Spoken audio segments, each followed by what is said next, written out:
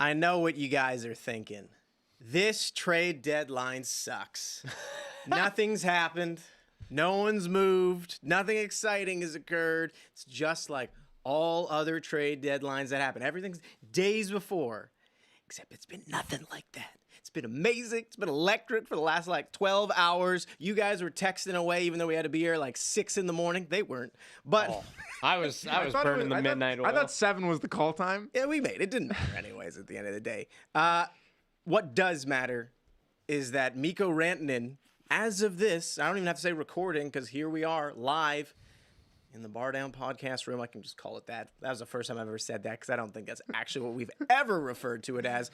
But we are live here, and as of this, Mikko Rantanen still on the Carolina Hurricanes. Guys, let's break it down what you're feeling because you had a lot of takes on the Carolina Hurricanes if they had done this move, which we don't have to necessarily get into just yet because it hasn't happened. But what are your thoughts anyway? I think the thing is, though, it's still going to happen. It's just a matter of, if it's Dallas. They want to trade him, and that's my whole big issue. But this whole morning's been crazy. I was trying to go to sleep early tonight, but when the news broke, you got a text from you saying this trade deadline's insane. Brock Nelson gets traded at midnight. Mikko Rantanen's rumored that he's going to Dallas. I guess the contract extension is the only thing that's holding this up for the moment. But I just can't believe what's going on. I hope this doesn't come down to the wire because I just want to know what happens with Rantanen. But we'll see. We'll see if Dallas can agree on a deal or if it's another team. I can't imagine who that other team would be. Florida Panthers got some cap space. I don't know. What are your thoughts, Luca? I'm surprised you haven't gotten as hard as you were out there before we were talking because the trade hasn't happened yet. We got some news 15 minutes ago that kind of made me pause on what I want to say about the Carolina Hurricanes. But I will get there. So for those people that don't know, just waking up right now, last night, before people went to sleep, maybe one morning, it looked like Rantanen and the Stars, that it was happening. And now Darren Dreger has updated it saying there's no deal between these two teams in place, and it appears Carolina may have to go back to the drawing board. The camps are talking about it, so maybe they're still trying to get that extension in. Look, I think this has just been a colossal failure for the Carolina Hurricanes so far. The fact that it's come to this, you needed to know going into this that this was a possibility, that he wasn't going to re-sign with you, and be okay with that because the East is open. I look at the Panthers, solid team. Obviously, the Lightning have made some moves. The Leafs are in the mix. The Caps, I don't think people probably truly believe in at this point. With Jack Hughes out in New Jersey, I think that opens the door for another team.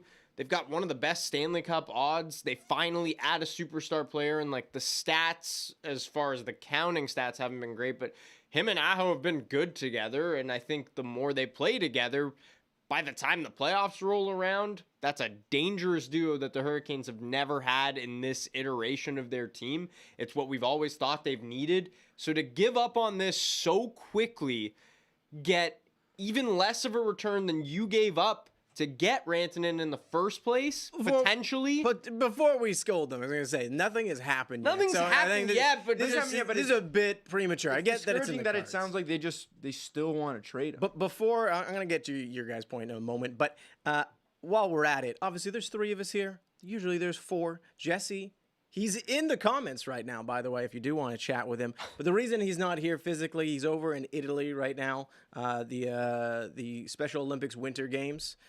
He's out there, I know he's traveled to the last few of those, so it's going to be a good time there, but he is going to join us later on the stream, and something tells me he might talk about the Jets. Maybe. Maybe the Jets get Rantanen. Maybe they'll get... Oh, yeah. It's on the board. Change this. He said he spent an entire flight being disappointed by this news, which... makes sense. That would have been pretty huge if he was in the Central. You would have been ticked, too. But for sure. So, yes, Jesse will be here. He'll be joining us a little bit later on because we'll be on from 8 till 11. But, I mean, if something crazy happens, we might stay on even longer. Yep. Because we're just making stuff up as we go along. Also, yes, we have a new LED display. We didn't mention that at all, but you'll be seeing it switch through.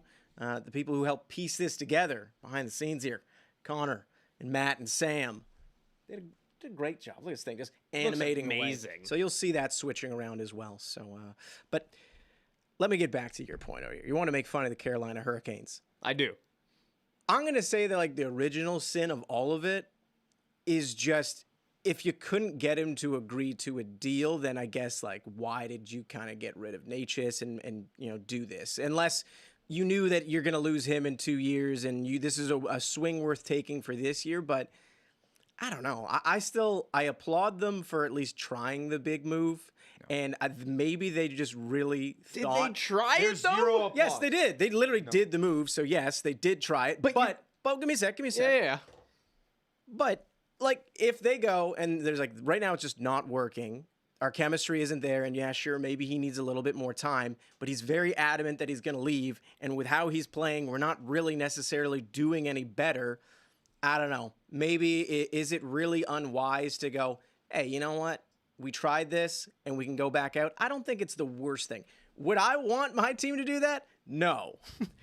I would want them to keep it, try to make it work because he's like one of the top 15 players in the league. But am I going to sit here and call them cowards? Absolutely not. I don't think that's true. I think this is a half I think it's try. just I think they're lucky that there was a certain trade in the NBA a couple weeks ago, the Luca Doncic trade, because now this won't be remembered as one of the worst decisions from an organizational standpoint in recent memory. Because when you want to look at asset management, this is complete malpractice from a Carolina Hurricanes standpoint. Misuse that word. There's no way because it's not malpractice. It is. No, it isn't because at the very least they're getting assets and they're going to get something in return. But it does not matter what they get in a potential trade from Dallas or whoever they deal Rantanen to, because ultimately you dealt Mikko Rantanen for one reason: to win the Stanley Cup. You're supposed to tell me you're in a win now window as the Carolina Hurricanes. Luca mentioned it. They got the best Stanley Cup odds in the league right now.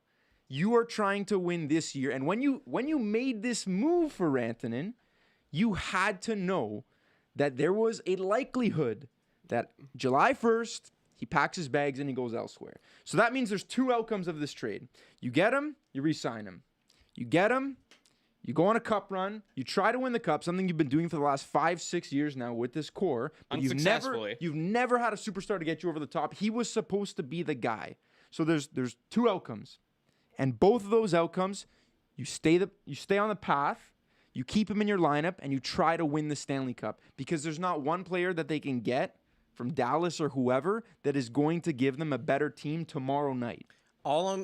I totally hear what you're saying, and I would say I mostly agree with it. I'm just to offer a counter, though, because I do feel more similarly to what you guys are saying, but there is part of me that understands that you went out there, you made the big swing, you probably, when you did it, as I said, you hoped he would have signed. Maybe if he didn't, it was, hey, we're going for it this year, and that's all that matters. But things can kind of change when you have 15 games or so, and you're not playing particularly well, and I don't know, behind the scenes, you don't know what he's saying. Maybe he's like, man, like, I'm really not enjoying things here right now, and I'm definitely not going to sign, and whatever.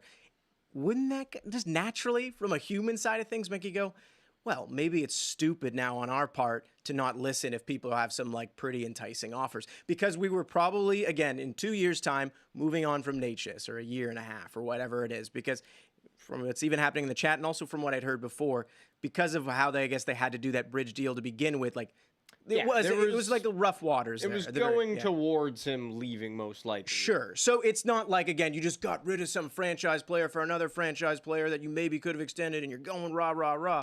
Like I think as a Hurricanes fan, more than anything, you'd be disappointed that first swing didn't work. I don't know if you should be furious that with how things are going right now, that they're at least looking and opening the door to this happening to kind of save you a little bit from that not working. The return is obviously key here, but like we were talking about it, if you get anyone else from Dallas not named Wyatt Johnston or Robertson, but it's not going to happen, which wouldn't happen, which probably wouldn't happen, then the return doesn't really matter in my mind, because you're a worse team than when you had Natchez.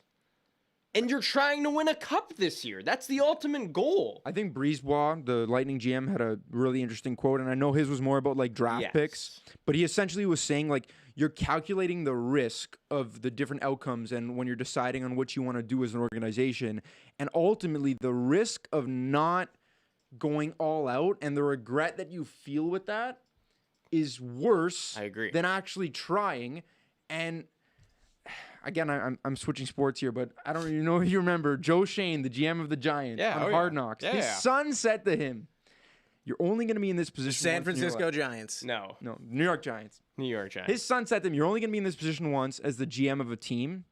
Like, just take a swing."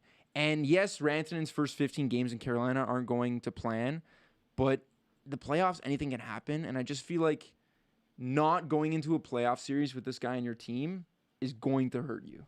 And the fact that we're never going to even be able to see that potentially is my whole issue with all of this. And you're also talking about like locker room stuff. Like I didn't say locker room. I just Sorry. I just meant human element. Human element- I'm not at all saying like, oh, you didn't fit in the locker. I didn't. I mean that more at all. mean like the human element and locker room side of like acquiring him and then trading him away immediately. Like that message that GM group is now sending to your team by doing that is an interesting one, honestly, because you're all in and now you're all out almost. And it's not that you still don't have a good shot to make it far without him, because like they are a really good team, but it's just a weird element to go back into that locker room like 3 weeks after the trade, 4 weeks after the trade, and just be like, okay, he's gone now, and like we're even worse than we were before we got him. As I said, I agree with you. I'd prefer. No, I know. If I was on that Hey. team, I would prefer that they at least stick to the original thing because it was bold of them to do it.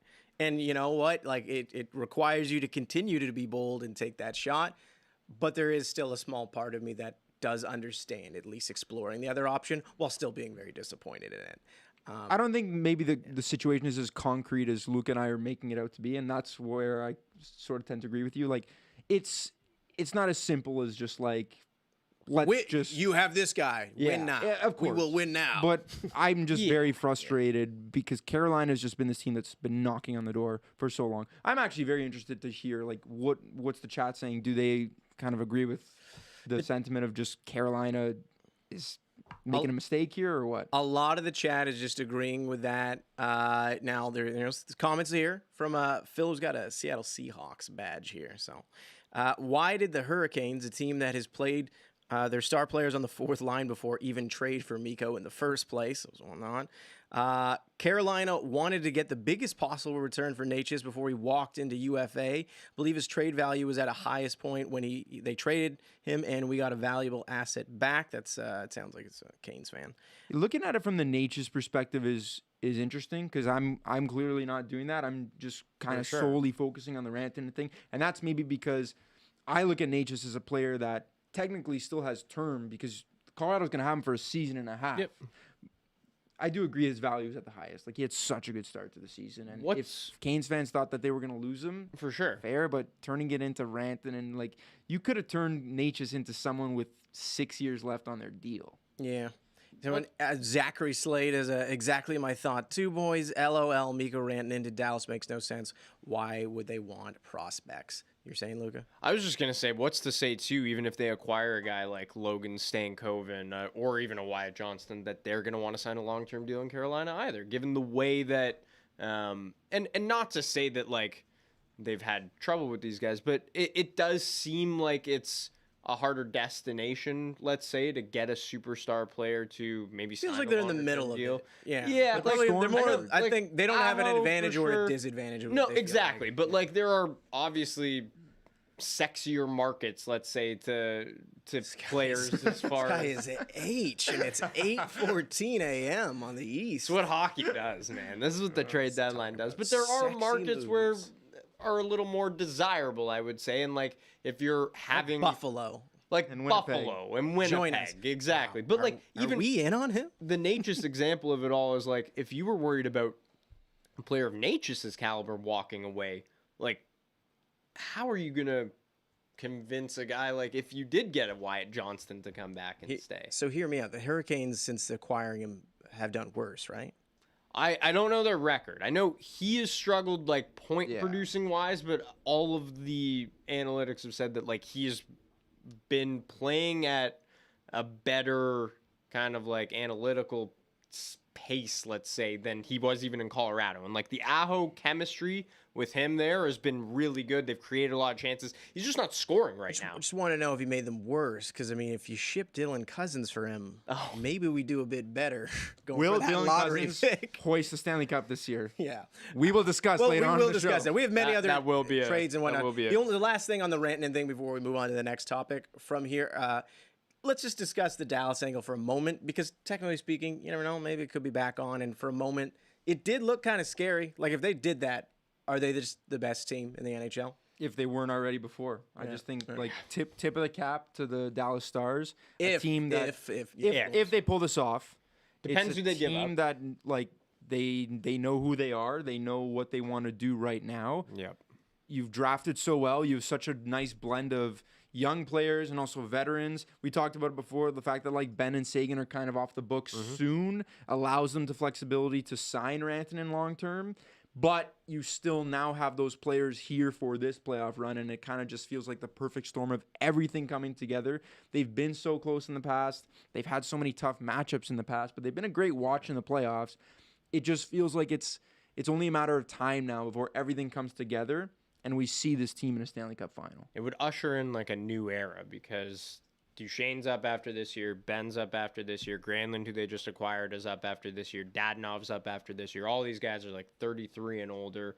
Then Sagan's on the books for 2 more, but you add Rantanen in the mix, like you said, you've got the money now, and then you've got this young core coming up with Stankoven, with, I mean, assuming he doesn't get traded, but there's probably a couple young guys getting traded out of it. But if you're building around Robertson, Rantanen, Wyatt Johnston, Thomas Harley, Heiskanen, Ottinger, and Net, like, that is a core that I would want to have on my team if I'm cheering for them for years to come. And it's a rare thing to have all of those key positions locked up on the same timeline, in the same cup window, and the money to do it. So we are live here. As I was saying earlier, it means we're reading some of your comments. Of course, if you're liking the video, give the video a like. It helps other people see the live stream. We appreciate that if you're hanging out in the comments today with us.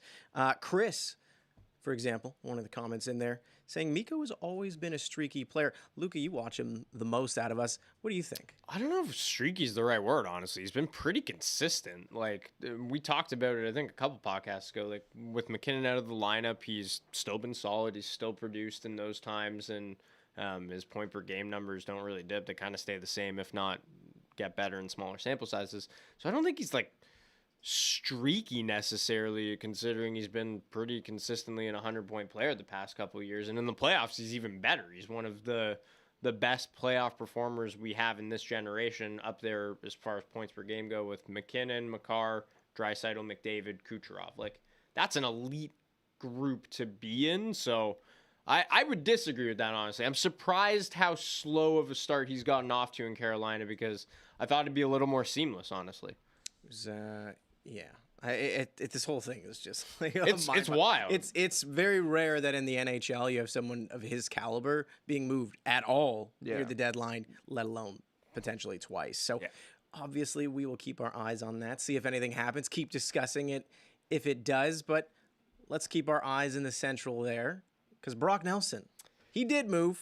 That is, I don't know if it's like finalized, but essentially it's finalized. It's out. But how do you feel about that? Because he was definitely one of the, was he on the trade bait board? Probably in the top 3 there. I think he was number 1 for. He was number 1 until Rantanen last night shot last one, night. But He's the best center available, and the Avs have a desperate hole at center that they've honestly been looking to fill since Kadri left. And they tried to do it with Casey Middlestat last year, and hasn't worked out so well, obviously. So going to acquire Nelson was the move, and they might move Middlestat today to free up some more cap space to do something else, which I would like to see. It's tough. It really is tough. I think as Avalanche fans, we've been spoiled with great trades that haven't cost a lot, like the Lehkonen trade that obviously helped win the cup. You were getting a guy and buying a little lower on him, and you did have to give up a good defensive prospect, but didn't have to give up a first-round pick in that trade. You bought lower on a guy with term that was entering the prime of his career, and now it seems like the last few trades the Avs have made, even the Lindgren one before with the Rangers, it just seemed like it was a weird a weird guy to acquire that the Avs really don't do or haven't done in the Joe Sakic era. So I think we've been spoiled with them like being the clear winner in trades, that when they have to give up a little more to fill a need, it feels like an automatic loss. From the Lightning perspective model of like, hey, who cares about the picks? Who cares about the prospects? Like, these guys are a dime a dozen potentially, and like, you don't know what they'll be. You've got a cup window, use it. And that's kind of what McKinnon said after the game. He's like, we're not rebuilding right now. Like, I love that management is going out and doing this. Yeah, like, this is a massive hole to fill. He plays a similar style that I think is going to fit in well with the Avs. Like, he's great off the rush, creates a 5-on-5. Top six is completely loaded, and if they do keep Casey Middlestat, it's not a bad third line center to have. What's made me feel better about it is remembering like all the prospects they've traded away that were kind of highly touted at one point. Like Alex Newhook was one of them. Justin Barron, Drew Hellison when they got Josh Manson, Tyson Jost at one point. Like, they really haven't hit on prospects to begin with, and I'm happy that they're going out and doing something, realizing that, hey, you know what? The West is kind of open. Like, you have two of the best players in the world. The Mackenzie Blackwood trade was a home run. The guy has been outstanding in net. So you filled the biggest need there with Georgiev playing so badly at the beginning of the season. Go for it. Why not? It does hurt. Like, their draft picks are bare. The prospect cupboard is bare. But, like, those are things that can be built up. And this cup window will close eventually. So do everything you can to win. You get the number one center available. It's a great move. Sorry, go ahead. I was just gonna say, like, you talk about the cup window. Thing is, McKinnon and McCarr are still young too. It's true. This is the crazy part. Like, McKinnon, was he 30? No. He's 29, no? 28, 29. You're Yeah. older than- Looked you're at me older like than he's like, McKinnon? no. No. No, it's Hey. 29. Hey. Well, that I is think a big different. That is a that's big young. birthday. It's a big That is a big difference. birthday. I think that's young. I think Yeah, it's especially when you're in your washed prime. when you're 30. Yeah. Yeah. But even like getting Nate just gets you younger, and I don't know what's happening with Landeskog, but he, like, a documentary's coming out about him, but he was on Altitude TV last night. On what?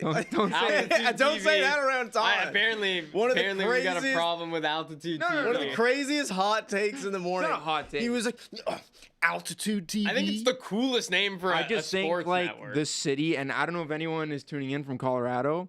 It's a wild take. They just seem, not the city, sorry, the state.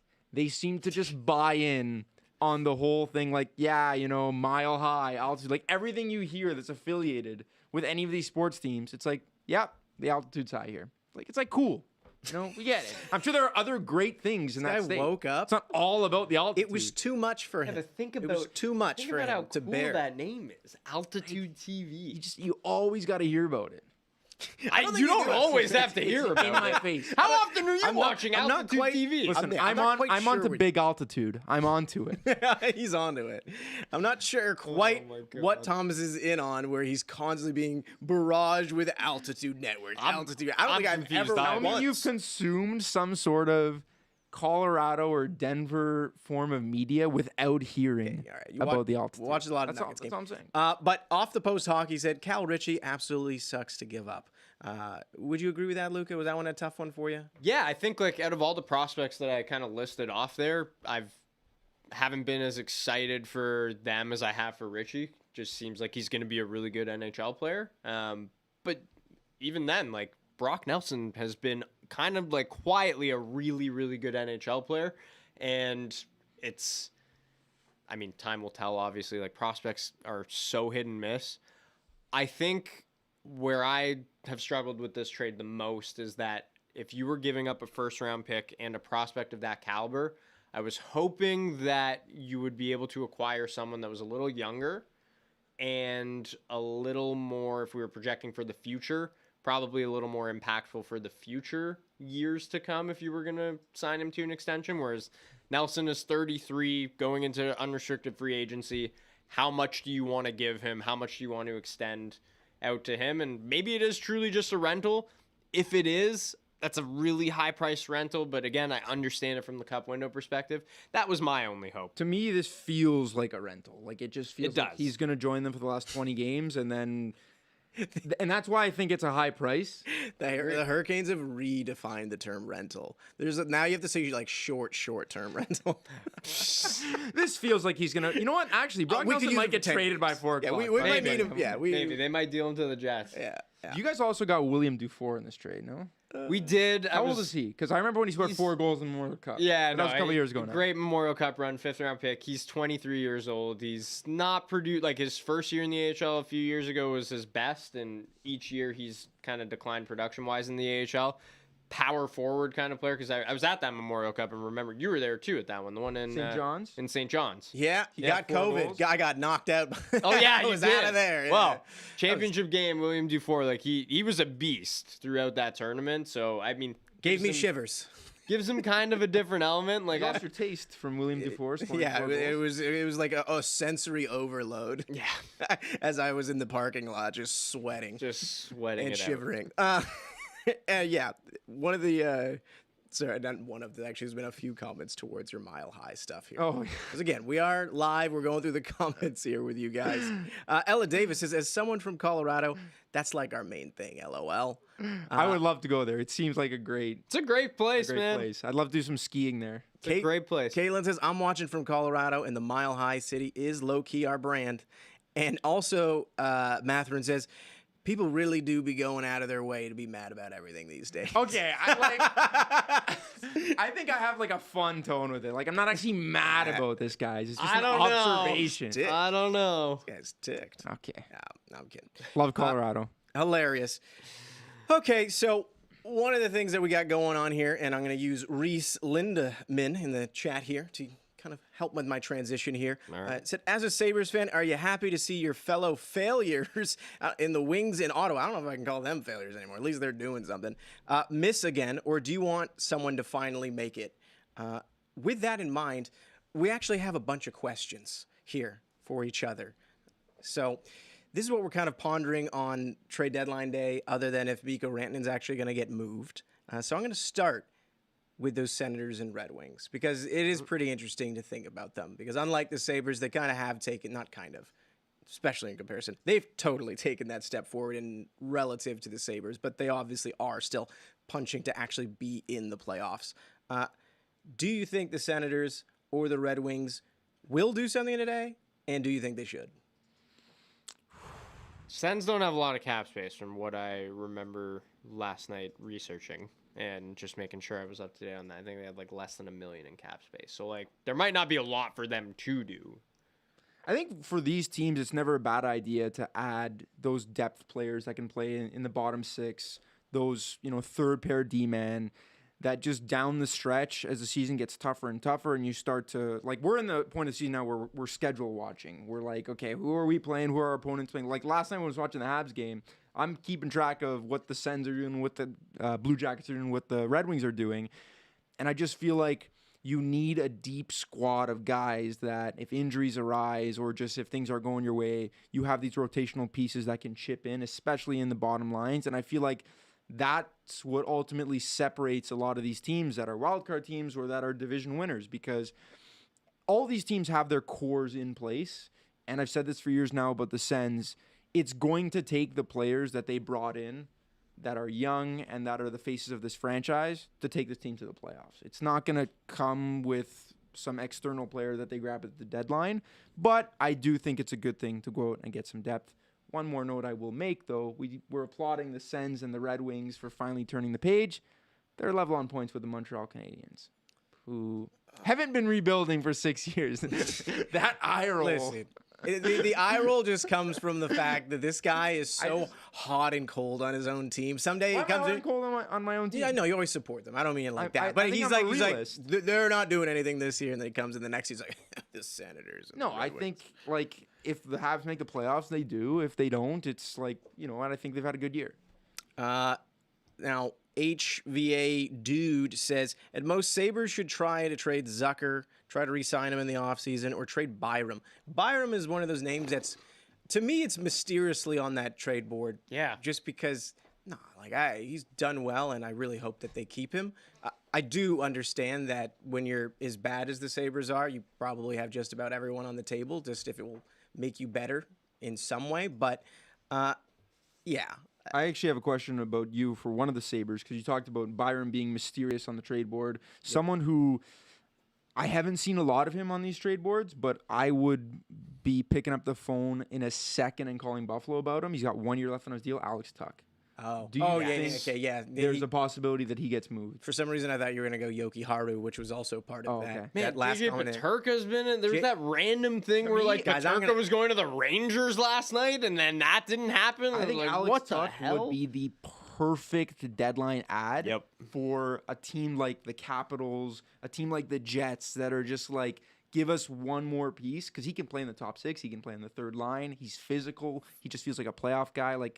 And he's got 1 year left. So For all those reasons that you value Alex Tuck and that you've just kind of waxed poetic about him there or lyrically, that's exactly why I hope that they keep him. Yeah. It's I Does he get fit it. your timeline though. Yes, I think in a way that he does because you have to think about it from like a Sabres perspective where, sure, you've been bad for a long time and clearly it didn't work out again and clearly they might bump all the way back down into this draft lottery and everything looks like it's future projecting. But next year, like, make no mistake about it, I'm sure, hopefully, the way that they operate in the free agency, the way that they should be operating with trades would be towards taking that next step again and making the playoffs. And who would you need in that? Okay. Someone like Alex Tuck, someone who actually wants to be there, someone who's actually been a good veteran presence, because that's what they don't have on that team. Mm-hmm. It's like someone to kind of help these younger guys bridge that gap. And when you're just consistently losing, at least he's been a part of like a winning culture. He's won before. So, or no, I guess he didn't. Or no, he did. Sorry. Yeah, he was there when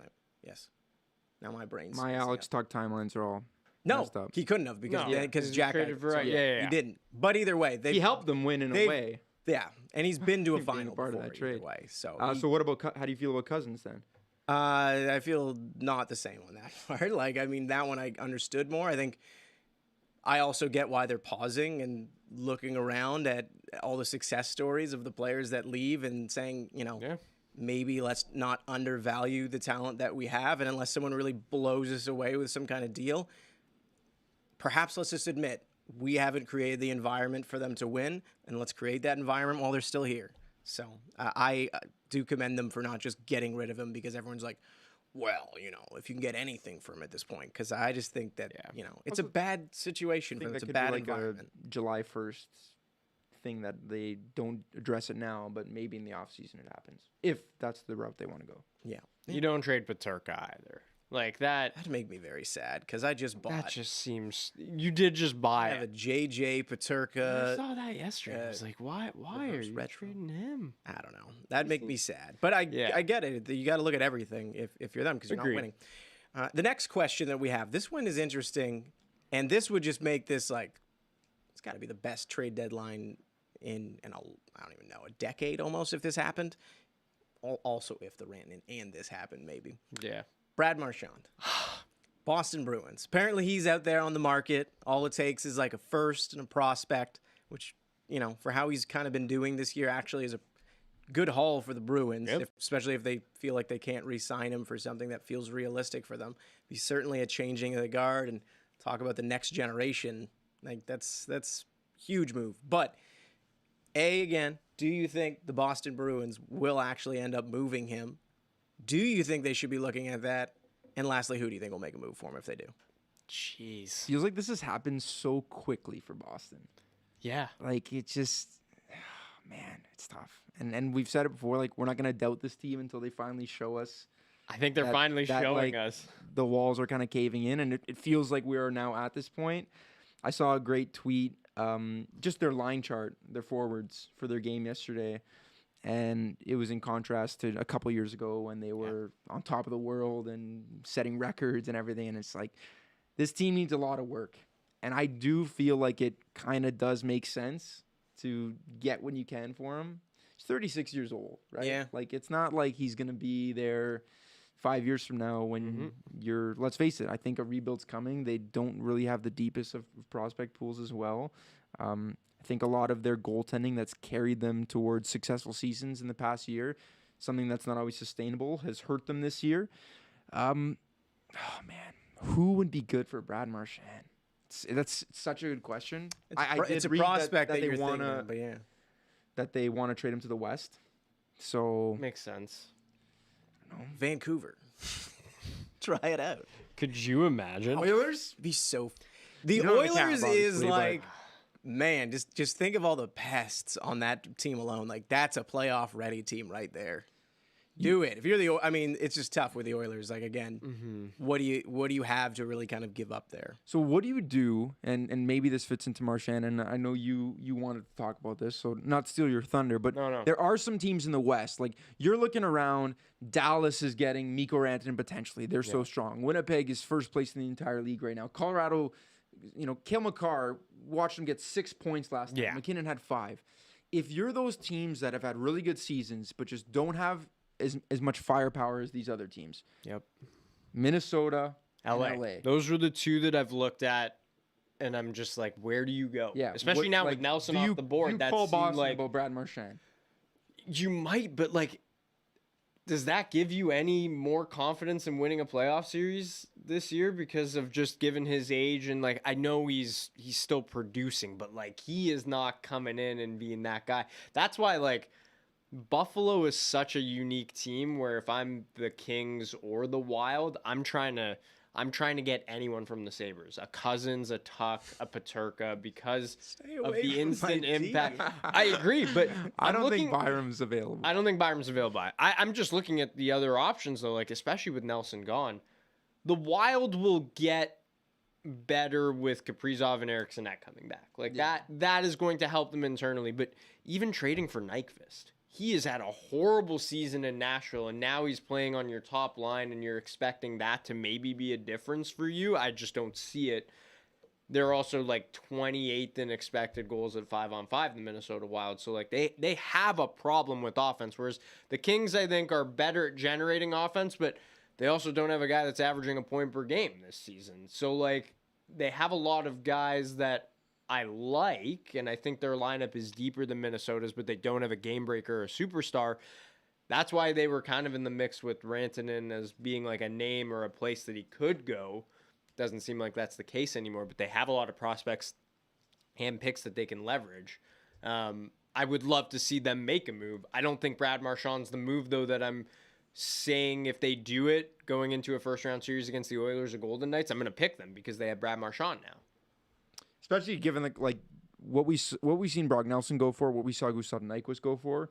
There's some like sort of middle ground there that I imagine it would take to prize Brad Marchand away. Especially And 'cause he's the captain of the captain, he's Bruins, the like- legend for the organization. Like, Exactly. they're not just gonna want to show this guy the door and not get something nice Yeah, for it. it's Like not just like getting rid of him to get any asset. No, exactly. It really does seem like unless they get exactly what they want in Yeah. the first and prospect, they'll be like, eh. That's why I feel like it's probably more unlikely than likely to happen. But I do think we're at a point now with Boston where you've kind of the ship has sailed on this era of like we're So in it. crazy how fast we got here too. Yeah. Things happen quickly in the NHL like that. Let's see the Sabres. And then they say relatively similar. For long times. So my next question for you guys here then. You guys have been speaking about the Capitals, at least in regards to potentially acquiring someone like an Alex Tuck. But how aggressive do you think that the Capitals will be today? Because, I mean, they're the best team in the East right now. Yep. Completely shocked us from being, scraping into last year's playoffs, grinding. And, when they got there, they just got absolutely dirt kicked. To again, making a lot of savvy moves in the offseason, winning the offseason. Yeah. And thus winning in the regular season. As I mean, Thomas left. I don't think the reason why they're doing so well is because of the flashy offseason moves. I don't think it's the main culprit. That's It's I gotta be one of the that's pretty biggest tough. reasons. I think to Alex say. Ovechkin having one of the best goals per game season of his entire My bad. career. You're right. I didn't realize has he was to the be only. a pretty good. I didn't realize he was the only guy on the ice. Actually, I didn't realize that. That was I forgot that part. So maybe I'm still not in on winning the offseason. But Washington's done a very good job. They've been No, smart You're with right. the move. Pierre-Luc Dubois, who they acquired in the offseason. No. or peanuts. And Jacob Chikrin. Peanuts. And Yeah, Chikrin. Jacob Chikrin. None of that's helped that much. Here's where I go with Washington. And Matt, Did you Matt realize Waugh it? Did he as well. realize? I don't know. Did he realize it? Yet? I credit them for the great moves they've done. Doesn't mean I have to still agree with that philosophy. No, I think that's fair. Yeah. But they won the offseason and are winning in the regular season. So. I thought Nashville won the offseason, so I was Yeah, okay. Nashville No, for sure. won the off. They're the And they're not winning in the regular. they're the season. exception. They're weird. Or is Washington the exception? I think Washington. might Definitely be the Washington is Yes. the exception. Here's what I'll say about Washington. They have cap space because of Oshie and Backstrom on LTIR.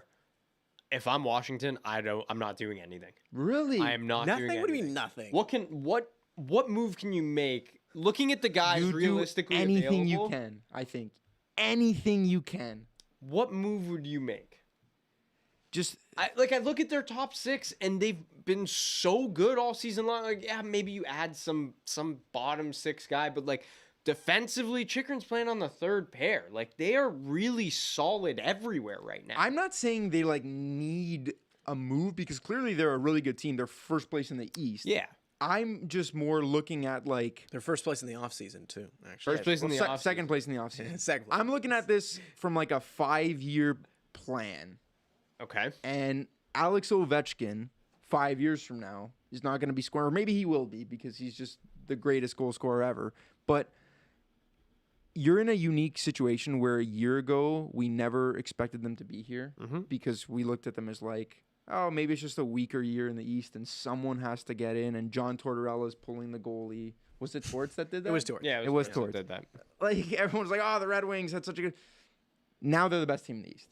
Yes. And it like seems like it's for real, not like last year when they just snuck in the playoffs and everyone knew they'd get they're destroyed. so real. Just go all out. Do whatever you can to give Ovechkin one last chance to win the cup. If that means 5 years from now you've sacrificed your future, I don't care because you're in such a unique situation where you've got Ovi scoring like he's 25 again and you have a great team around him. What if you could do both without doing anything though?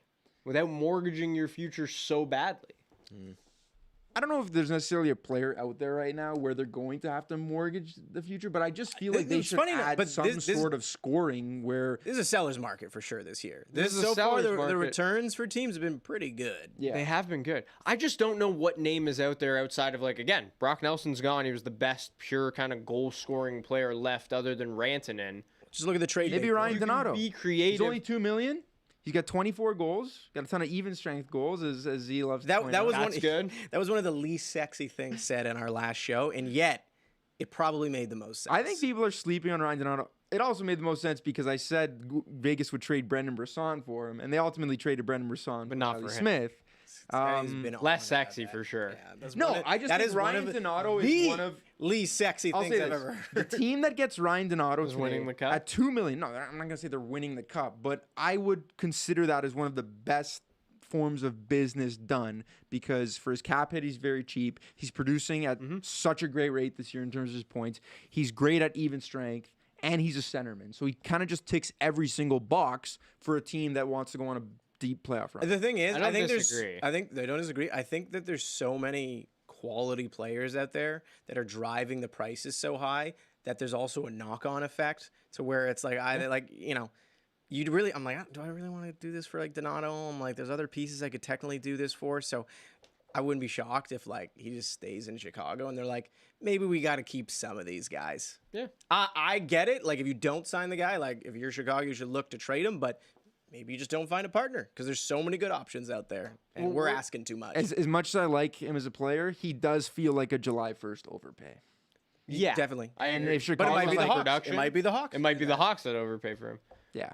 Based on what Washington's done this year, I just wouldn't break up what they're doing. Like I just feel like they haven't had to make many changes to the lineup. Like they haven't had many injuries other than say Ovi missing that little stretch. But like With a broken leg. they've been rolling and everyone is contributing, and it just feels like they're such a well-oiled machine right now that I don't know what element I would add into it. It would have to be like literally like the step under a Rantanen, maybe even step above where Brock Nelson is, to move the needle for me to be like, okay, Washington got significantly better today.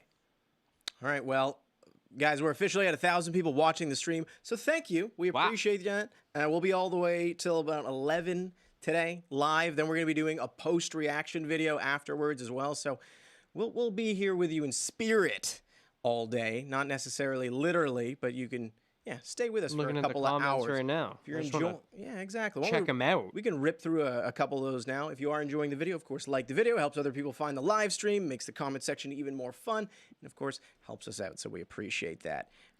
There are many people who are saying that apparently, Pierre has reported that Donato and the Hawks are talking about some kind of Yeah, they're extension. talking about wow. an extension. Have you seen that? Can you potentially. confirm that for us, Luca? I I did. also I did saw see a him Ristolainen tweet that. report that they want a player and a prospect for That's Rasmus absolutely Ristolainen. That's what insane. Philly wants. I'm sure the price on Scott Lawton's also pretty sky high. It must be like 4 firsts and like 7 prospects for him. Rory wants to know something that I think probably should be our next topic, to be honest. We do avoid them. It's funny. Like we went from being very Leaf-centric on this podcast to almost never discussing them at all, which there's no shortage of people who talk about the Leafs, so it's kind of gone unnoticed. But Rory wants to know, what do you guys think is in store for the Leafs today? Nothing? They don't have a lot of money. I think Trey Living also has a history of just not necessarily making big splashes on deadline days. Like last year wasn't anything crazy. Edmondson and Dewar, they ended up being like decent. I mean, Edmondson was solid. He was fine. These battles, has a tough time staying healthy and in the lineup. But I think Scott Lawton's like one that a lot of Leaf fans are looking at just because he kind of plays that hard-nosed, tough role that could be valuable in a playoff push. I do think the price is going to be pretty high on him. Other than that, I don't see them making a big splash. I don't think they're going to go after, Nelson and Rantanen appear to be off the market, but I just don't see them in those big-time conversations. Very similar to what I was just saying about Ottawa. If this team is going to win rounds and win a Stanley Cup, it's because Marner, Nylander, Matthews score big goals at big times. You're not winning the cup on deadline day if you're a Leafs GM, if you're a fan, whatever. So I don't expect the world from the Leafs today.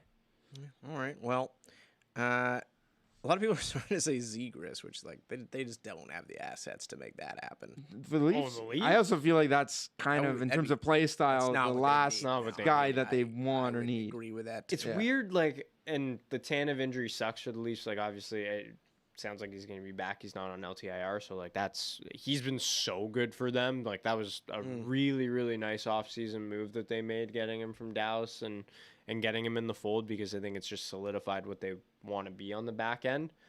Their forward group again is like, I love their forward group. It's kind of the same every year. Where like I don't see a lot of holes in their forward group, to be honest. Like the top 6 is solid. Like you're getting a really nice Matthew Nyes season. You're getting a really nice Bobby McMahon season. Max Domi is still a solid contributor. And above all else, like you're doing all of this with Matthews obviously not having like his usual because of injuries and whatnot. Because of injuries for sure. But yeah, like I if you could add a defenseman, maybe, but like Scott Lawton would be nice. And they got good goaltending. They've had Is great goaltending. this the year? No, I guess I'm just kidding. my question with the Leafs is like, is this the year that you want to dive into the chest and be like Easton Cowan or Fraser Minton in a first? Like, You probably would though, would you not? Because like again, with Marner expiring, who knows? I'm sure they'll know. I'm of the opinion that Marner's going to sign and be back next year. But and they're gonna run this back. Tavares as well, like.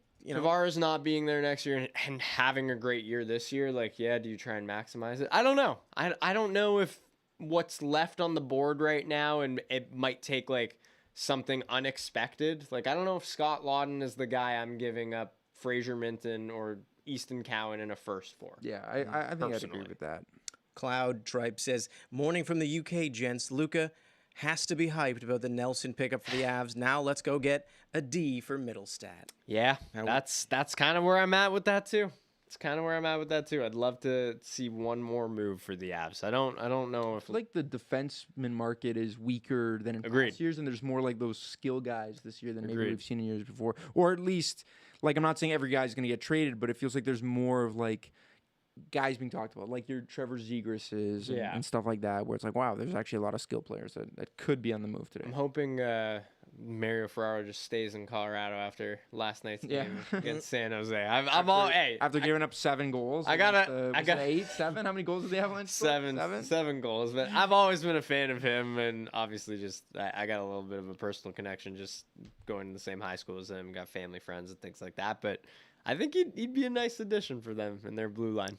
All right, well, who's one team maybe you guys have been hearing about during this last little month and a bit where it sounds like they want to make moves and maybe have made some moves, but today on deadline day where the prices are at an all-time high, who do you think is a team that you keep hearing about that you're like, stay in pat, don't do anything, stay inside, keep your assets. I don't think you're ready.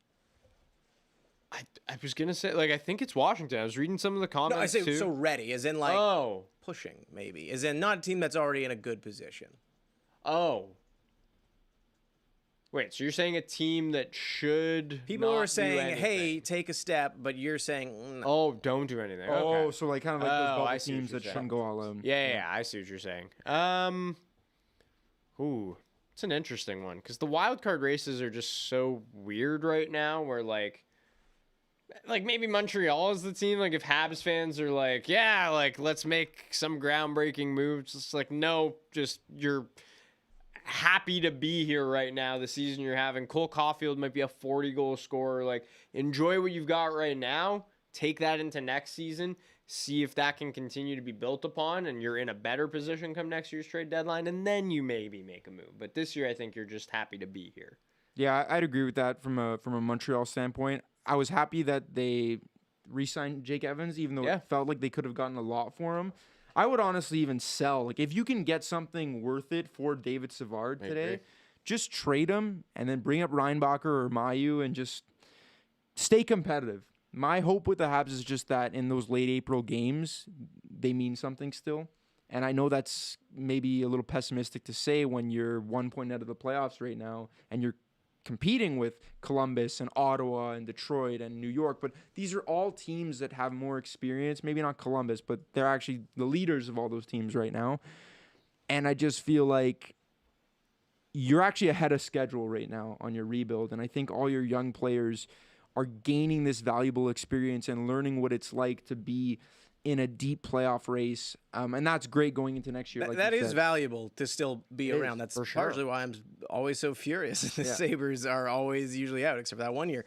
But the Red Wings, like I really do hope they make it this year. I am actually cheering for them to be that team to make it, which I know there is also part of me that is totally content with the Blue Jackets and the Senators being those two teams as well, because I think the Senators, if they do face the Leafs in that first round, would be great, and obviously with everything the Blue Jackets have gone through, like making the playoffs would be amazing. But another team hovering around that zone, which no one thought they were going to be hovering around there, but they could also make some moves and have been making moves all year, the New York Rangers. Ooh.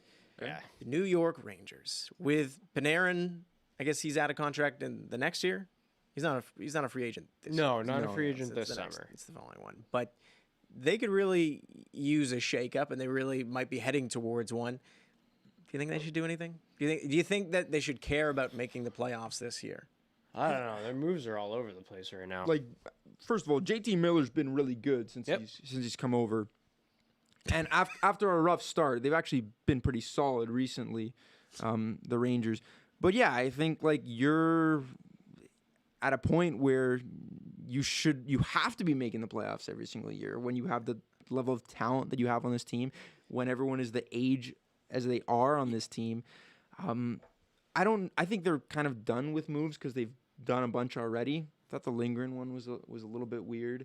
But Rangers fans have not liked him this year. Yeah? Yeah, They were very, very happy that he was on the move. Kyle's saying Rangers for third in the Metro now with Jack Hughes and Dougie injuries. It's definitely possible. Like, It's definitely possible. I'm gutted for the Devils. Yeah. Like that's just such a brutal way to be told, essentially, like, yeah, you know what, your chances of winning this season are probably not. Yeah, it's probably not. And like if you're the Devils, I know they got Dumoulin, but I was like, why even do that at this point? Like I know you still want to try and give it a healthy shot, but why are you wasting assets on a season that without arguably your two best players and one of them for sure season ending? Like, let's be honest.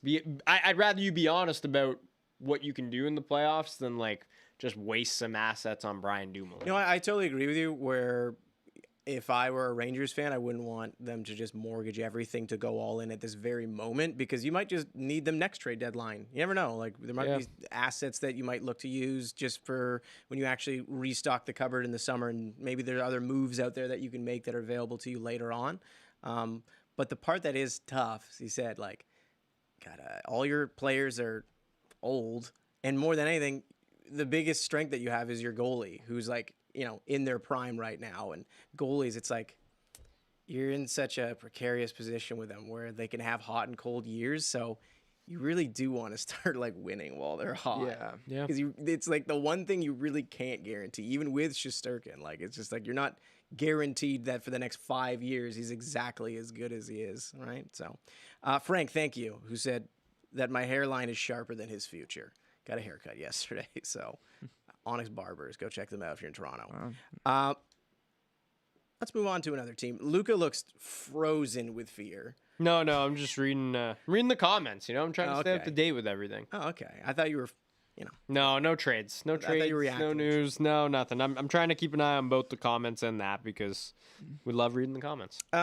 Here's another question for you. Another question for the group chat over here as well. I'd love to see some of your answers in here. We'll go through them afterwards as well. But for the guys in here, what's one trade that you think might have happened a bit too early when you look at the deals and the players that were kind of made available later on? I think it's probably Gustav Nyquist to the Wild. I feel like what they paid was a little bit rich. Yeah. What they're getting is maybe not necessarily taking them over the top what they need. And I feel like if Minnesota was being a little bit more honest with their roster, maybe you go all out and you be more aggressive for someone like Brock Nelson. Like it's funny that it's the teams that already have so much firepower that are going out and saying, yeah, we're going to give up our best prospect, a first-round pick, and more for Brock Nelson. Whereas Minnesota, a team that were like, yeah, prioritize getting some more scoring, and they weren't willing to match that price, or I don't even know if they were in the discussions. But instead, you get Gustav Nyquist, who's had a really good career, kind of had this, I'm not going to call it a flash in the pan, but last season he was incredible, and it just hasn't been that great this year. Nothing really has in Nashville. But yeah, I was just a little bit like, I wish Minnesota had maybe either gone in a different direction or sat tight a little longer and done something else. Selfishly, I would love to see what the Rantanen trade looks like now if the Avalanche still had him and we're thinking about dealing him like at the deadline or before the deadline. That would be crazy. It would be nuts. It would be insane because I think if we got to this point, they wouldn't do it. Yeah. I was gonna say, I feel like it wouldn't be nuts because like the only You reason lose value on the only reason that there's chaos is because there's such certainty that it's like he's not gonna stay in Carolina. Yeah. The Colorado angle was that he wanted to stay and apparently just like was really almost not hell bent on it, wanted his money, but maybe would have taken less money than he would have elsewhere. Potentially. It would be it'd be interesting to see who the players would be given, like minus Rantanen and Stin in Carolina, still like playing really well in Colorado. Maybe was shopping him a little quietly around deadline time, knowing that, hey, we're not going to sign him and we want something for him. I would have loved to see that drama, but I wonder if there would have been conversation because, for example, like Mitch Marner's a UFA now, Yeah. going to next season, and you don't hear a peep of like, oh, the Leafs are. I wonder if Rantanen had stayed with the Avs this long, if that would have been like, oh, he's available, and everybody would know about it, or if you just would have been. It just would have gone, yeah. Yeah. I mean, It's all when it hypothetical. happened, it was shocking. It was out of nowhere, yeah, or at least it felt. I'm not in the Avs circles as much as you are, but it did feel like it kind of came out of nowhere. Okay, definitely did. whoever's got control of our board behind us here, we're gonna put up one of our favorite teams here to discuss: Vancouver Canucks? the Vancouver Canucks. Ooh. Canucks fans, if you're in the chat, I don't know, put a whale, something like that.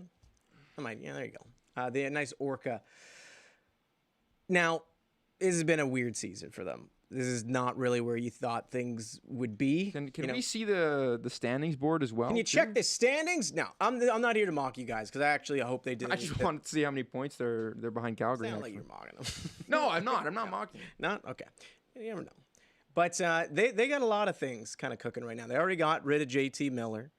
Brock Besser hasn't signed a deal yet, so you never know what could happen there. And Pettersson, like that's the thing where if you were the Vancouver Canucks in the situation that you're in right now, and you don't quite know what you can guarantee out of Pettersson in the future, and if that no move clause does eventually kick in and your window to kind of have an expansive amount of options if you were to trade him significantly shrinks. Yep. what would you do? I feel like this is one of the, we've talked a lot about how difficult it is to be the GM of the Pittsburgh Penguins. I think being the GM of the Vancouver Canucks is maybe just as equally a tough, This season, tough job. Like, you're dealing with star players on a ton of term not performing. You're dealing with a rift in your locker room. You're dealing with your franchise goaltender not being able to stay healthy. Like, this is a really, really good team on paper, and it sucks that it's come to this point where it's like, oh, Elias Pettersson, do we trade him? And if we do we feel like we're maximizing our return on someone who was like a crazy good point producer just a couple of years ago? I think more goalies have scored goals in this calendar year in 2025 than he has. The conversation, that is one of the rudest stats. Yeah, that's ever tough. been Especially nuts. considering Sorokin's goal had literally nothing to do with him. It was just like the guy off the half wing just passing it into his own net. But anyways, the conversation around the one against Pettersson, us was the Sabres. like, that was a good goal. I was like, That was a good one. obviously that happened. are they going to be able to keep Pettersson? Is he going to leave? Like, he's carrying this team. They better give him all this money, and he finally signs, and just since then it has not been great. What to do with Besser and Pettersson, though? I don't know. To me, this is a team that you want to say you should still be hoping to keep all your best players to try and compete in the playoffs, but I'm looking around the West, and I'm seeing what Colorado's doing. I'm seeing what Dallas could potentially be doing, and I just feel like it might not be the Canucks' year. And maybe that's harsh to say because they have so many good players. Does that mean they should trade like Brock Besser, though, because he's UFA? No. When you're in a wild card race, I don't think you can sell that to a fan base. So I would just keep everybody. If you decide something on Pettersson, I think that's an off-season conversation. I think you give a little bit of benefit of the doubt right now and just say, it's March right now. You have 2 months, hopefully more if you go deep in the playoffs, to prove yourself as the leader of this team, and then we're gonna look at everything in July and have some conversations then. Again, things really couldn't. I mean, they could have technically gotten worse for the Canucks during the year. You never know. You could lose even more players and not even be close to a playoff spot. But with how much hope that there was, and I know that even at the beginning of the year, even when they were winning, it wasn't, sustainable. They weren't doing it, in a way where you actually believed in the team necessarily. But that Pettersson stuff, like, there's not. Can you even think of a scenario like that in the past where a player's just like fallen off in performance like that After signing deal that sharply, but also where you're just like, man, like, I don't even know if this will change. So, but you never know. You got to be patient. The whole situation is just crazy. It really is. They were like, one of the Stanley Cup favorites last year, and now to see what this has devolved into for a number of reasons is truly shocking. Even though we are like the biggest Vancouver Canucks haters. Well, don't say we. Don't say we. Yeah. I'll say we. We are the biggest Vancouver Canucks haters, but even this is just sad. Like, I don't want to hate on them for this. Like, this just sucks. Like, this sucks as a franchise because even given what happened last year, like, Demko getting hurt in the playoffs is massive. Like, and probably a big reason why they lost to the Oilers in the second round. Like, not having your goalie is obviously huge. And then for this year to just turn out like this, where it seems like as a franchise, they've made every correct move to acquire talent and acquire and retain talent, quite frankly, given all of the different pieces at play. Like, if you were to tell me that you have Quinn Hughes, Thatcher Demko, JT Miller, Elias Pettersson, Brock Besser, Connor Garland as your core, and Phil Peronik, like, you're incredibly happy, but that's just not how it's played out, unfortunately. And I don't know what it's going to take for it to get better. Like, do you make a coaching change? No, I don't think so. I don't think so either, but I think they're going to make the playoffs this year. You think they're going to make it? There's still, 20-plus games left. Like, let's play your best hockey when it matters most. And then even then, they've got a lot of good players that I'm not going to say, like, oh, they're going to go on this big run, but let's just see what they can do. I get nothing's really gone to plan this year, but I feel like these players are good enough, and the organization deserves to give these players, like, and they've earned enough trust to just say, like, let's go. show us that these past months have been more of a fluke, and let's see what we can do in these last couple months here. G Walker in the comments here was just saying trading Pedersen would be the most brain dead sell low trade ever. For sure. Can't trade him now. Just hope he rides out of this. And I think everyone would agree with it. Yeah. This is the dumbest time. Like, talk about selling low on Rantanen. Selling low on Pedersen right now is insane. What would you even be offered? It would be nowhere comparable to obviously like what he could be, and because you can't guarantee that he'll return to that is clearly why that would happen. But still, like, yeah, I think you do just have to hope that things improve because this is the floor. This is the very floor. Even if he's not a 100-point player again, he'll be better than whatever's currently happening. Mm-hmm. You'd hope so you can get something. So, Yep. would tend to agree with that one. Thomas, did you have any other questions there? I know, we were submitting some from last night. I know you had some thoughts of your own to add in there. Well, my main one was going to be about Mikko Rantanen, and then he's been traded and then not traded since then. I also wanted to talk about Brad Marchand. We kind of touched on him as well. One name that I've seen kind of floated out there, and it's kind of a weird year because we're not really hearing anything about goaltending at all. But Jordan Binnington has kind of been a name that's been mentioned. Why are you? But like the Blues are kind of storming back up the standings. They are. Parayko did just get hurt. I don't think it's gonna happen. But I just feel like it's one of those years where there's and goalies are a very hard player to trade for at a deadline. Yeah. It's weird. But Binnington is one name that I've kind of seen, and it's raised my eyebrows because I just don't think it's realistic. I just kind of wanted to get a feel of like, do you guys think this is something that's somewhat plausible? No, because like, sorry, go ahead. No, I was just gonna say, like, playing musical chairs in a sense. Like, what playoff team or team on the bubble would be the one to trade for him? Like, I can't even think of who that team is right now. Like, even you're talking about Calgary, Dustin Wolf. Like, you've got a goalie there. Every playoff team in the West has a goalie or a tandem they like. Every playoff team in the East has a goalie tandem they like.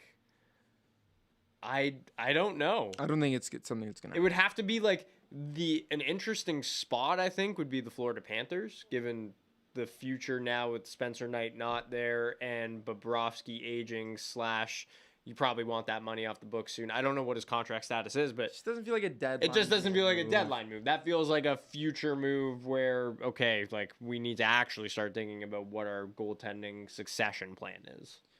I'll give you guys, and this is now moving off of Bennington, but one team we haven't discussed yet, and they're the kings of the deadline. They're the kings of LTIR, but they've been somewhat quiet this year, is the Vegas Golden Knights. Yeah. They're still such a good team. I watched them against the Leafs, was that Wednesday night. Like, this team's incredible. They have so much talent. Maybe they're kind of in that, like, you know what, this year let's just stand put because we're already so good.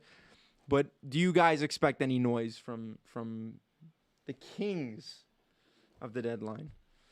The kings of the deadline. No, personally. No, I don't think they will. Just because they've already kind of maxed out. And when you're the kings of the deadline, it just leaves you with not that much to trade away. But that being said, like, because the Rantanen thing, like, they were like, there's no way they would have what's required. Maybe he would sign with them. They'd have the other half that everyone else seems to be missing on that trade. But no. I don't think they would have enough to really do anything. But Luca, before you even answer here, because we are live and because we have the chat here, before Luca answers his next question here, you guys must have some trade suggestions. I'm sure that you have in here. So if you're in the comments right now, fire away one of the trade suggestions that you have for today, something that has not happened yet, and we're going to go through a bunch of them. So, fire away in the comments. But Luca, the Golden Knights, do you think they're going to do anything today? I don't know. Because last year I don't think anyone expected them to pull off a Thomas Hertl trade last year after acquiring Noah Hannafin earlier. So, and Anthony Mantha for that matter. So I don't know. It's not a great answer. I just don't see what they can do, but Vegas is always playing chess, it seems like, when other people are playing checkers, and they seem to make moves that no one is thinking are even possible that even could exist. So there's always a possibility with them, and I wouldn't rule anything out. I just don't see one this year as opposed to in years past, I think, where it feels a little more like it's just a it's just going to happen because they have someone on LTIR and you see that cap space there. Did you guys mention, while you guys were talking about Binner, by the way, did you mention the Oilers? No, Because Kyle in the comments brought up a good point. Oilers really loving Skinner and Pickard? Question mark? I don't think they're hating Skinner. Skinner looked pretty good last night. It was just one game, but I think they've gone down that, like, they've had opportunities. I feel like the Oilers have, and we were talking about them last year at the deadline as being a team that needed to walk away with a goalie. And then Skinner was great in the playoffs and helped lead them to a cup. Like, I think where I'm at with them is if they wanted to make a goaltending change, I think now is too late. Like, they didn't do it last year when it was a big problem. They didn't do it in the offseason. I don't think they're looking at their team and being like, we need Jordan Binnington, and that's the key to our Stanley Cup right now. So as much as, like, the landing spot maybe makes sense in a vacuum, I just don't know if it makes sense right now. Okay, all right. Well, Joe the Snoop says, morning all from Sydney, 1 a.m. right now. Jeez. Will the Habs get a number 2 center or a right-sided D? I think we went over the Habs a little bit, but it sounded like no from you. And now after that, I'm going to sort through all of these crazy trade suggestions in here. Yeah. I love it. Some realistic, some less so. and some we will talk about. We'll talk about most of these. Okay. Are you guys ready? I'm ready. Okay. I guess I shouldn't look at the comments. I'd cheat. I've looked at. I don't want to be surprised by some of these. J. Nels Gaming to LA. Alex. This is the one I was looking at. Alex Tuck. And then to Buffalo Clark in a second. There's no way that the Kings would do this. I don't think The there's Brian any way. Clark saga in general, We I accept, find by is the way. like. If on Yeah. behalf of the Sabres. Whoa! we You said accept. you want Alex Tuck for the 2026 playoffs. Oh. We'll take it. Why is Brian Clark? Why is his name in trade talks? If someone He's a good prospect. watches the King, yes. He's so a good why player. wouldn't He's the a good Kings player. want He's to not keep? prospect. No, I agree. If there are Kings fans in the comments, I would love you to enlighten me and explain to me why this is happening. Because when I watched this guy, I remember when he was on Don Mills to the OHL to the NHL, and like at every level, he has seemed like a number 1 defenseman for a team. He was such a high draft pick. Seemed like he had a decent start in the NHL this year. He was good in the AHL last year. Like, why is his name being floated around? Just doesn't make Keep his sense. name out your mouth. Yeah. Some of these trade suggestions are make you remember, like, there's a reason none of us are NHL GMs. GMs. Because the phone is getting hung Yeah. up and blocked. Because we're trying to rip everyone off. That's why. The Like, the same sweet as fantasy football. The Sweet Monster said Brad Marchand and Brandon Carlo both 50% retained to Washington for a second and Ryan Leonard. Why would they do that? Why would they do that? 50% retained. No. What? Frank from the Netherlands. I haven't pre-read this, so I Paul. From the Netherlands? He's from the Netherlands. Where from? We'll have to find out. PSV fan? Don't Ooh. listen to him if you are, okay? Oh yeah, that was a tough one. There's more, yeah. There's more Champions League trophy wins in the Netherlands than in all I did was ask in North London. All I did was ask what club team he supports. That's all I did. Frank- And now I'm being Ridiculed. ridiculed. If it's PSV, what do you? I wouldn't have said anything. I said fair match. We'll see you next week at the Emirates. Fair match. There's a lot of people involved in this one. Marchand, Carlo, and Geeky to Edmonton. 50% retained on Marchand and Geeky for Arvidsson, a first-round pick, and Sam O'Reilly. Where are all these guys going to get changed in the Oilers locker I room? don't think that's going to happen. But we do like the Netherlands. Oh, that is you know what? I like the trade now. You like the trade? He likes the Yeah. trade now. From South Africa, people got to just be making this stuff up. I hope you're not. That's cool if you are. That's really cool, yeah. I was in your neck of the woods not too long ago in Mauritius. But this is Lane who says Avs trade Gerard and Middlestat for a pick for Pedersen and Hedel. I That don't think there's he wants like you're a not giving it up? 0%. But actually think both Wait. teams lost. Gerard and Middlestat and a pick for Pedersen and Hedel. That's like, why in the world would Vancouver ever do that? Yeah. That's I just feel like sorry. I don't think you get anything out of that you'd really want either. But I would take that deal any day. I'm sure you would take Are it, you but I kidding don't me? like. I'm just saying, like, yeah, I get. You're losing Gerard, but then getting Pedersen. I just mean like, does that help your Hedel? Stanley Cup run this year? Probably not. I think it does. You have Maybe. the best forward group in the NHL if that happens. If he comes back and springs back. If he to comes life. back, Yeah, sure. yeah. I'm assuming he is, but even Hedl has been No, for unreal for the Canucks. The value is going so there. skewed, It's obviously. so You would skewed. take It it doesn't just make because of any that. sense. But I actually think it's lose-lose in the sense that you guys are like, win now. So Oh, it'll help us win now. I think Carolina should trade for Rantanen and then just trade him after that, after like 10 games. Just not try and win the cup. That's what I think should happen. Brian- Oh, wait, that's happening. Brian McGill, your trade is not accepted. I would never be an Arsenal fan. I got to get back in the chat. Yeah. People are talking about Arsenal. I'm itching. I'm just doing a refresh on Twitter here, seeing if there's anything happening. No news on Rantanen since we Middle started. Nothing. Jim the Swede, Middlestad for Kadri, straight up. What do you think? Middlestad That's for entertaining. Kadri? This is actually, let's just have a chat on that one. At this point, I would say yeah, because like I don't think seen Calgary what would do that.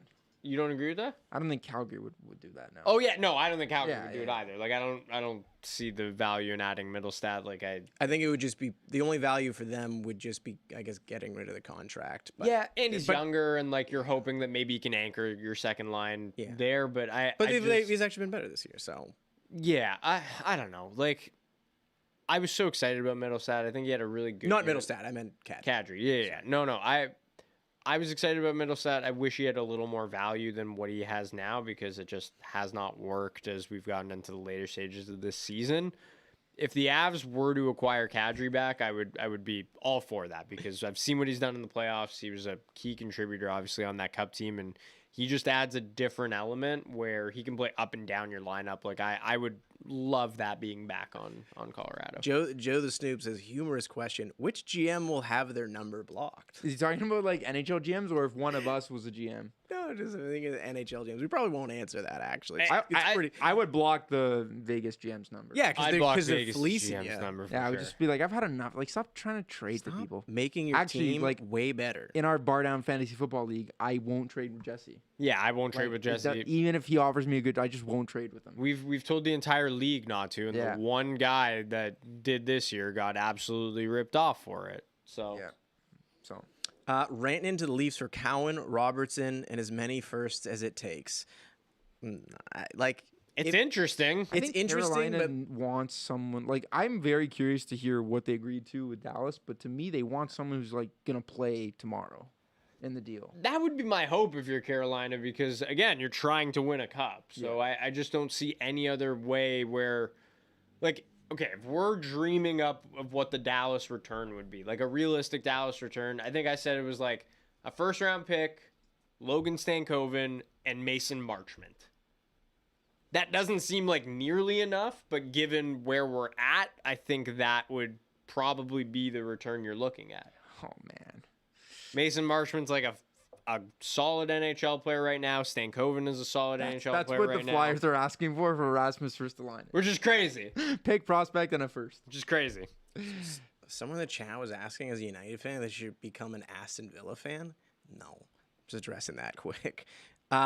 I can't, and whoever's spamming, by the way, I just can't read your trade out of principle now. Oh, I see this. There's no spamming. I'm not gonna read it though. Can't do it. Can't do it. Can't do it. If you spam, can't read it.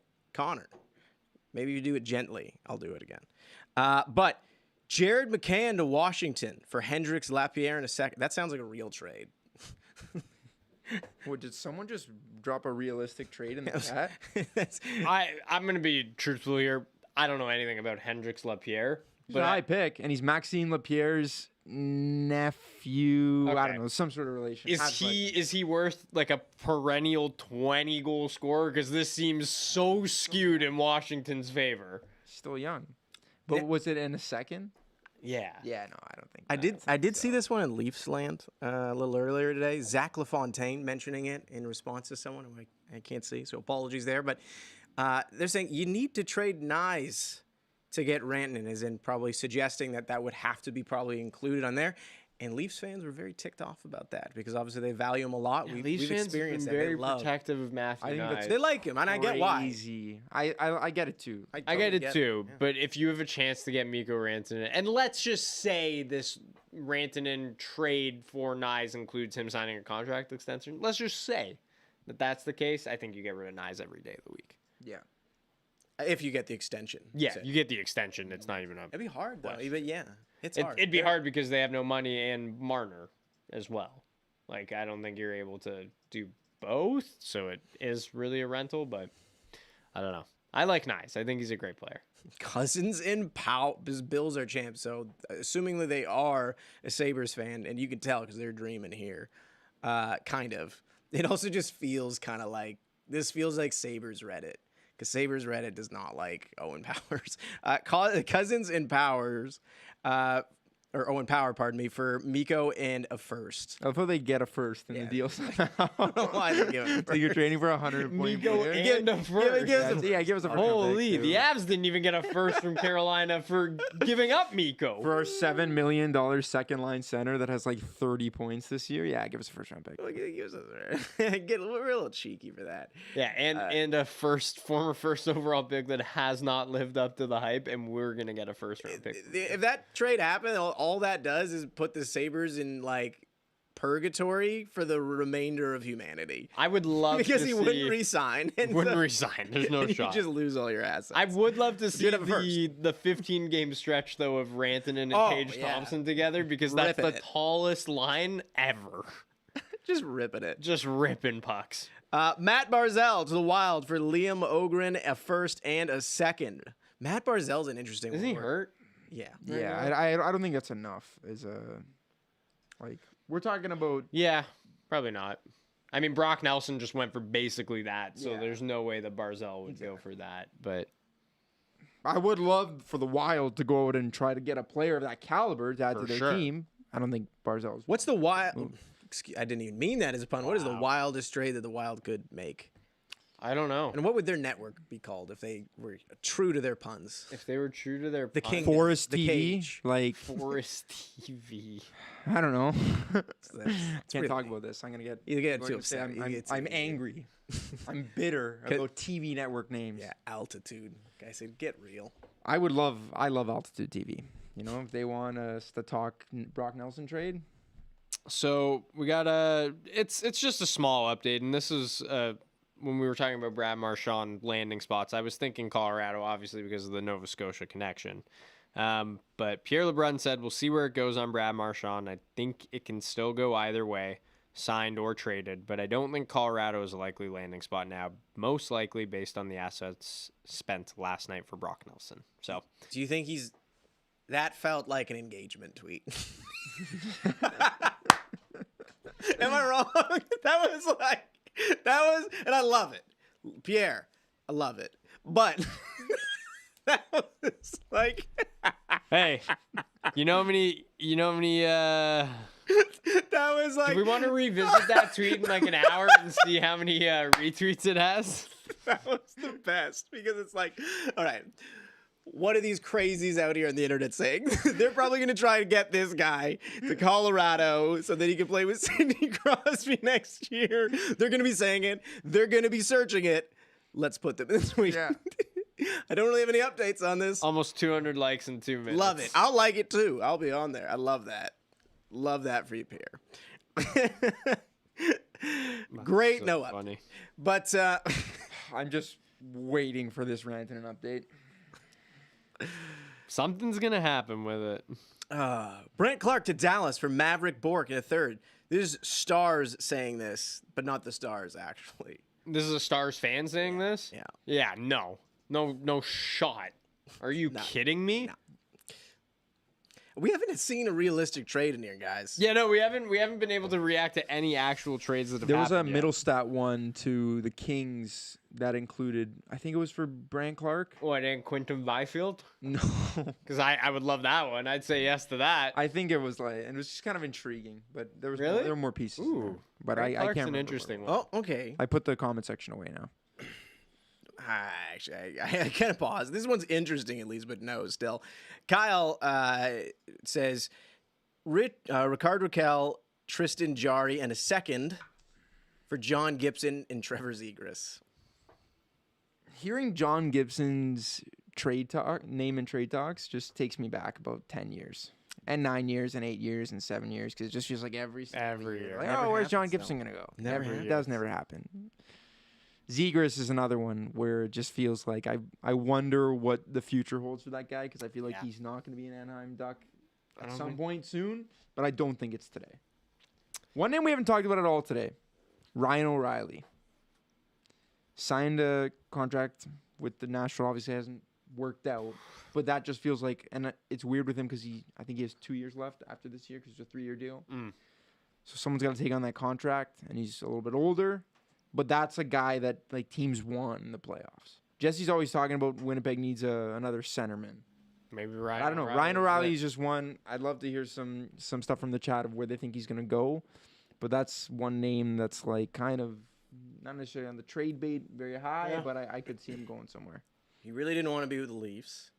Definitely want to join the Sabres. So it's going to be a new team if there is one at all. And I do wonder what the prices you're saying would actually be. People are still suggesting other ones here. People want to get realistic trades in here. Whether or not it'll happen. Like read it. Just read it. Ryan, straight swap. Ryan Nugent-Hopkins for Brad Marchand. Why? What the hell is that? Remember when Ryan Nugent-Hopkins had 100 points? Yeah, that so was electric. So electric. Good times. Baseball dude 34. Brant Clark, Alex Turcotte to Toronto For David Ortiz and Vladdy Jr. for Domi, Niemela, Cowan, and a first. Okay, sorry, one more time. Brant Clark, Turcotte. Brant Clark and Turcotte to Toronto for Domi, Niemela, Cowan, and a first. It's a lot of people in I these don't trades. get this, man. Like, I really don't. I think Brant Clark should just not be traded. I feel like that would be a smart thing for the Kings to do. Be like, hey, this guy's young and he's really good. We should probably just keep this guy on our team. Completely agree. I keep seeing like the Sabres name mentioned with the Zegras stuff, and I was like, that is the exact opposite of player than they need right now. It's true. They It's need true. someone who's like found their footing in the league, knows what they are, can slot into a role and help some of these younger guys. It's not to say that he's not talented and that you wouldn't want him, but that is like a later piece. You mentioned it before too with the culture, and it's like he's coming from Anaheim, that all he's done in Anaheim is lose and get hurt, and now he's going to Buffalo where all they've been doing is losing and missing the playoffs, and you're going to have those expectations on you immediately because you've been brought in to change that. He's not a culture changer at this point in his career.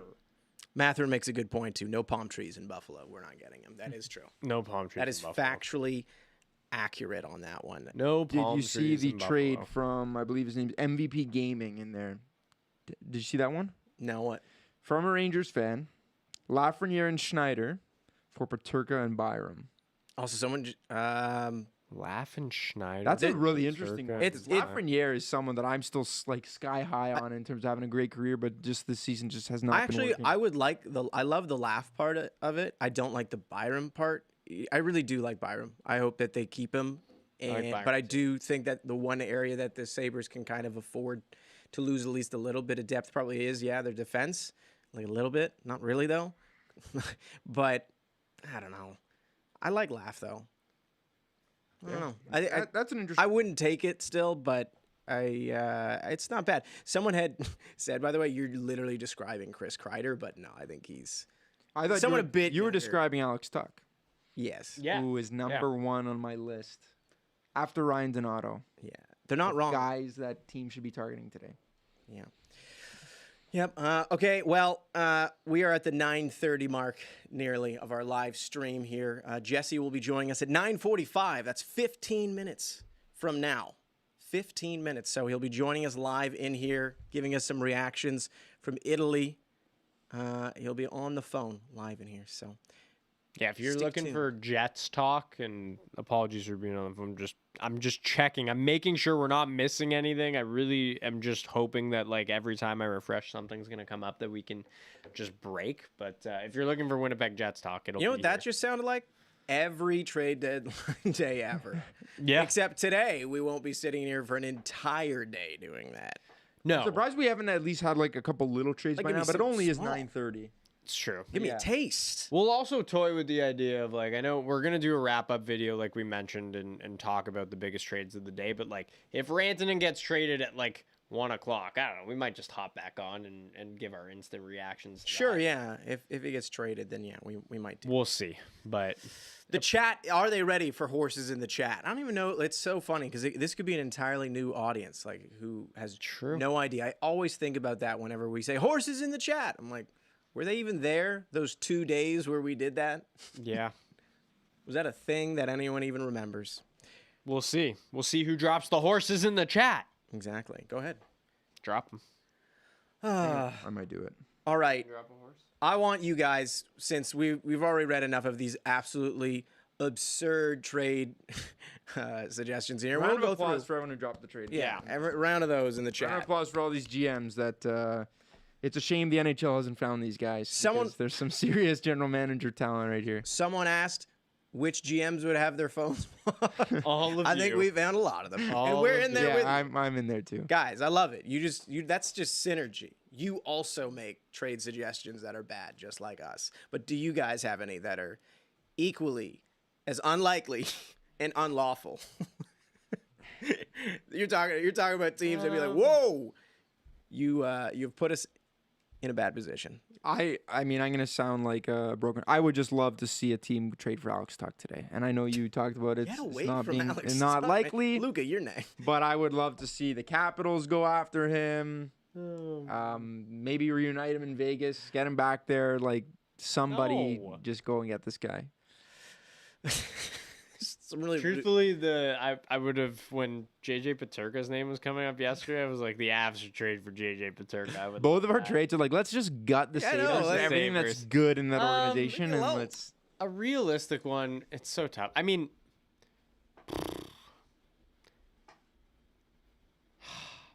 I would like to see Rantanen end up in like an LA. Isn't that like the one place where they said he wouldn't go? Out of nowhere, they're like, well, we don't know where he's going, but we can guarantee LA, isn't it? I think so. I think That was it may one have of been. the most random, like, what the? It may have been. What did we do? But I think that they would just be such a good team with him, and I would feel so much better about the prospect of them potentially winning a cup with him, or even just finally getting past Edmonton with him.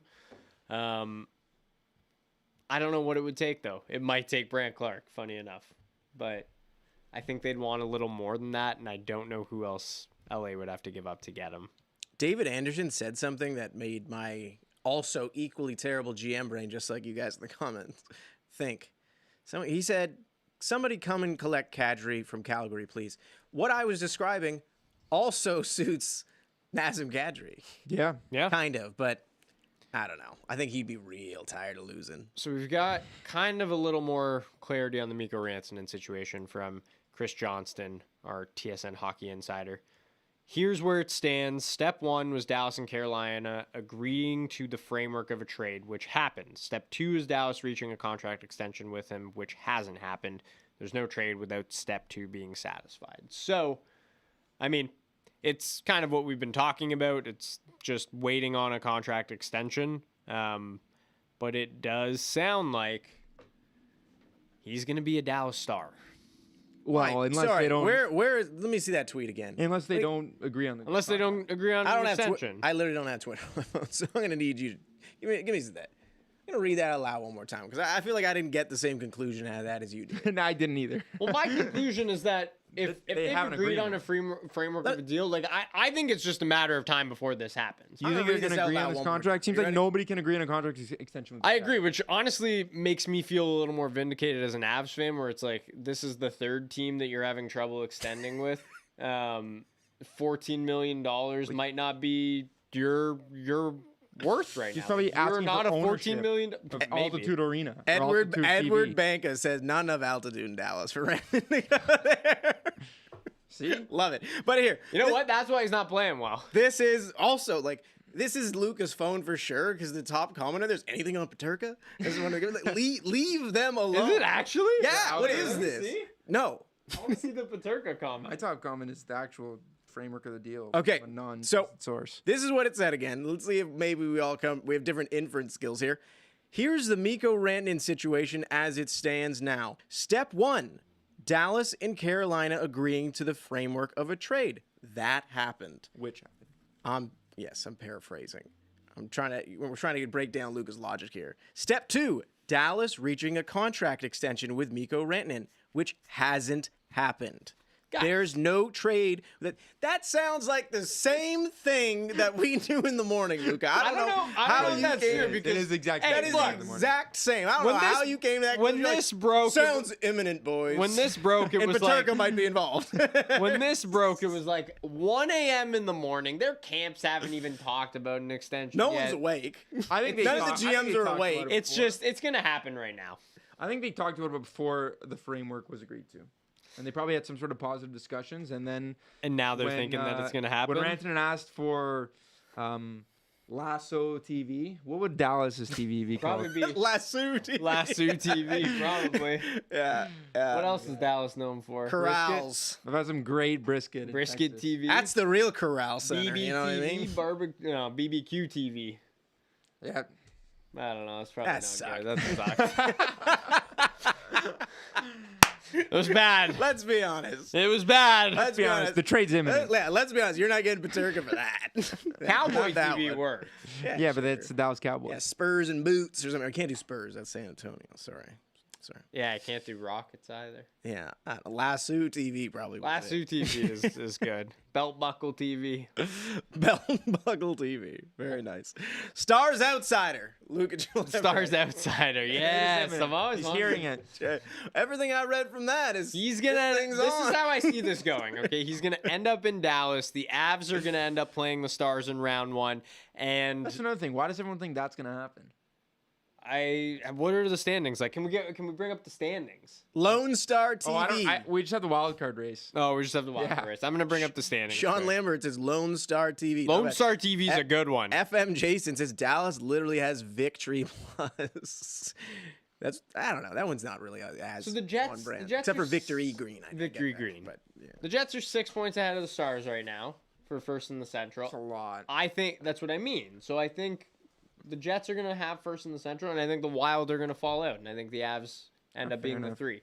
I feel like the Kraken are the biggest winners right now for what they got. With Gord? That's Oh, yeah. What a Yeah. haul. Yorkshire. They got an entire draft class. It's weird because I kind of get it for Tampa because like you know what you get, and that's one of the scariest parts Yeah. of a trade is like you've had this guy before. Yeah. So, For sure. You know. And Bjorkstrand already scored last night. I like I don't know if you Bjorkstrand a caught that lot. one. I really Sabres like blew a 3-goal Bjorkstrand. lead. Yeah, no, I watched that game, so I did catch it as you were eyeing all of our players. I'm into Bjorkstrand. That fake dump in from Bowen Byram. Get that guy on the Stars. Get that guy on Team Canada. The Muhammad Ali, who's a City fan. Get that out of here, sorry, pal. Yeah, that Dense, energy. great joke though. Dense Air TV. Now we have to come up with a TV network for every team. You realize that? That's right? good. If you want to do that in the chat, I promise you, if you have a good one, I will read Yeah, that out loud. that is entertainment at its excellent. finest. We are about 8 minutes away from going live with Jesse Pollock, Winnipeg Jets outsider. Winnipeg Jets outsider Jesse Pollock. Jesse Pollock. We don't have any insiders on this Guys, team. I just want to read you how rattled he already is about the trade deadline. Well, because- here we don't even need. Save it. We'll ask it. We can ask about it when he's here. There's too many Lone Stars now. But anyhow, what has been the best trade so far then? Like as far as like best what has been trade? the best win-win trade? Because we keep talking about lopsided deals, GMs getting their phones blocked. Can't we just have one where two teams are happy? Because we had that last year. I still think, for the most part, minus you guys now trying to trade Middlestat, both teams would have been happy with Middlestat and Byram. Just I a agree. hockey trade. I think it was a really good hockey trade. Do we got more of that? Yeah, I think we do have one of those, and Coming I up? think it's Florida and Chicago. Seth Jones for Spencer Knight. I think that. Interesting. I think from a Blackhawks perspective, we've seen it so many times. Like it's so tough to get a goalie, and Yeah. the fact that you got someone who's like 23 years old, he was a first-round pick. He was very, very good at the junior level, but has been fallen behind the depth chart in Florida. To get a guy like that early on in the Bedard era, I think that's really valuable. And moving off of Seth Jones, yes, there's some salary retention there for like the next, I think is there 5 years left on that deal? Like there's is. quite a bit of time where you're still paying that guy $2.5 million. Yeah. But the fact that you move that off your books, I think that's a good thing. Yeah. And Florida getting another good high-end player for a cup run. I think because that happened last weekend, it really didn't get talked about enough. But I do think that's a good trade for both teams. Yeah, I like that one. That's a good one. That is a good sure. hockey trade one. I agree with you on that. Not to mention he's just like gonna be better on that team. Yes. And Yeah.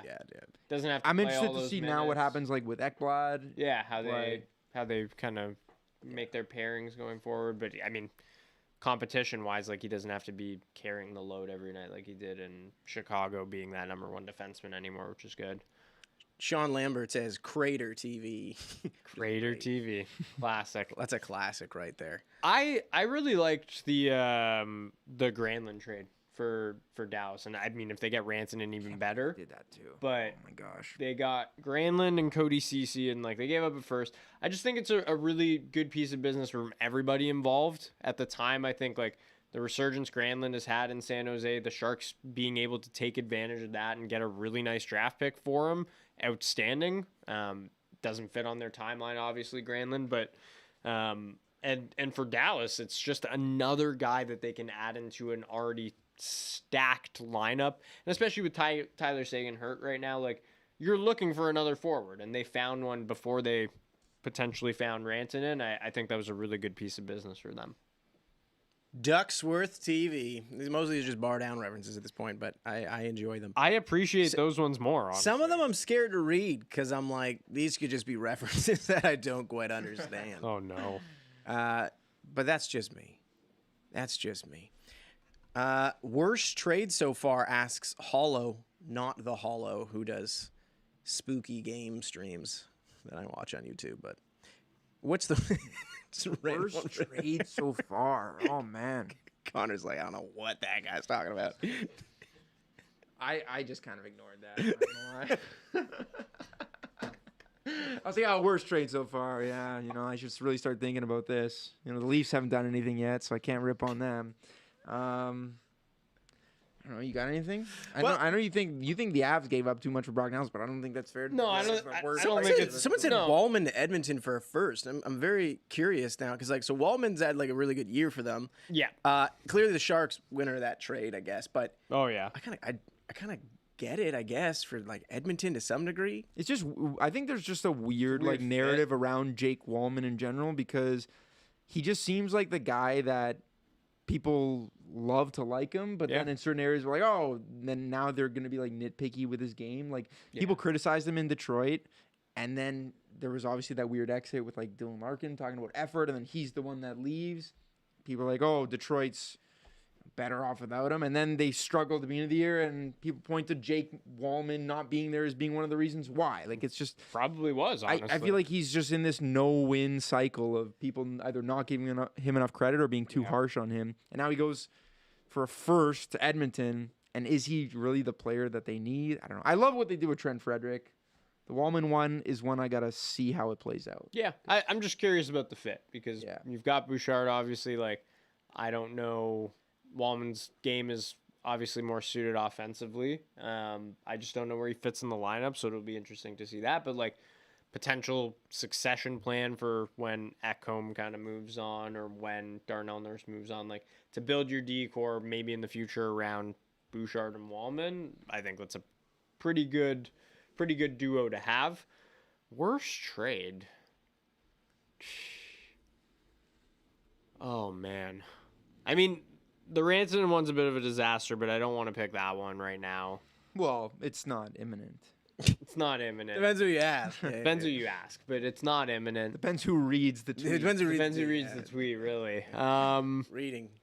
Reading comprehension, tough. Honestly, the Nyquist one is just so puzzling to me. What they gave up for a guy that, I mean, again, you said it, he had a good year last year. I think he overperformed last year, quite frankly, and this year playing 17 minutes a night has barely done anything in Nashville. So it seemed like a desperate move from the Wild, and I don't think he was the guy to be desperate for. We'll see what happens, though. But, yeah, that's where I'm at. Okay, well, Jesse is going to join us. I'm putting my earphones in because I'll be the only one who can actually hear him. I can now hear our stream. I can hear Luca talking twice. Oh, What's that he said? Something about JJ Paterka? JJ About Paterka? Antonin deal being officially deal done. I heard it was deal done, honestly. I like this one, by the way. Sweet T19 for the Jets. It's cold TV. Ooh. Yeah, I like it. It's cold TV. Not bad. Wi-Fi I'm sure TV. Jesse would have a good one. Car doesn't start in the winter TV. Polar Bear TV. Yeah, that's another one too. All right, well, we're going to bring Jesse in. I'm going to launch my Zoom, and they're going to launch it into the broadcast so you guys can hear it. Hopefully, let me know in the chat, too. If you guys can hear everything, because that's important. You're going to want to hear what Jesse has to say about all this stuff that we've already discussed, because it's going to relate to the Jets. Just kidding. It's going to relate to the Jets. You might. It might. Just reading all the comments. I am here. interested to hear, because, I mean, that does happen. Like, that's pretty massive change. Apparently, I need an update for Zoom, so I'll do that as I said. This guy's got to update gotta- Zoom. Oh, my goodness. I didn't know that was a thing that happened, you know? This is the I don't use this computer except for to play Age of Empires. least clutch Another play thing, of I all have no time. idea what it is. This is an Age of Empires based system. The least clutch play of all time right here. You know what? It happens. Oh, I got installed too. Do I have to uninstall Age of Empires 3? It's not even installed. I take meetings on my phone. Oh, What kind of psycho does that on That's their a power laptop? move. Oh. I guess you're not a psycho. You're probably just like everyone else who doesn't have an Age of Empires 3 laptop. I don't have an age. of Meeting Empires. code. No, I'm just kidding. I know what that is. Okay, Jesse will be here very shortly. Are you sure? Yep. I don't know anymore. Okay, well, that's because you don't have faith, but you got eyes on JJ. Z, are you kidding me? Says Exotic Sloth. That's a cool name. That is a We cool were name. discussing, like, Elodie and I, my girlfriend, of what our spirit animals are, and she said sloth for me, and I was like, that's so off. Yeah. Did you Yeah, did you sloth like or take yours? offense to that? Yeah, I was would have like, taken offense to I'm not a that. for, would like too. lazy. I think sloths have a- sleepy, like. Sloths have a bad rep though as well for think just it's being a known as deserved lazy and rep. sleepy. I don't know. I think there's a little more to their game than just being lazy. Their and game. sleepy. They got a lot. They don't have a lot of jam to their game. They don't have a lot of jam, that's for sure. Hayden sloths Bell losing has traded Z though. You've been traded for future considerations Oh, by I gotta take Hayden my Bell. laptop then. Just go play Age of Empires 3 out there. Oh man. All right, we're joining shortly. Everyone drop their spirit animals in the chat though. And we'll Yeah, rank ever drop your spirit animal in the chat? I think my spirit animal is, actually, my fiance has said it's a turtle, but I disagree with that. That might be worse than sloth. Turtle's worse. Yeah, I think turtle's worse too. So I can see Jesse, but can I hear him? We'll see. Jesse, can you hear? I can hear him.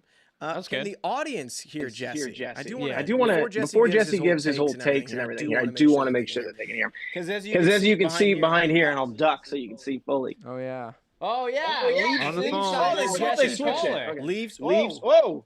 Leafs insider. Where'd you get Where'd you get that jersey, pal? It looks like he just took a headshot and he was traded from the Jets and he's incredibly emotional about it. Wait, are you guys talking to me?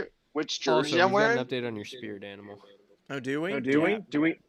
People are saying holy echo too, so I do want to know if there's any echo before we do anything, but hopefully not. I guess because Jesse's got his. There shouldn't be any echo. Oh, they are saying they can hear me twice. I'll shut up.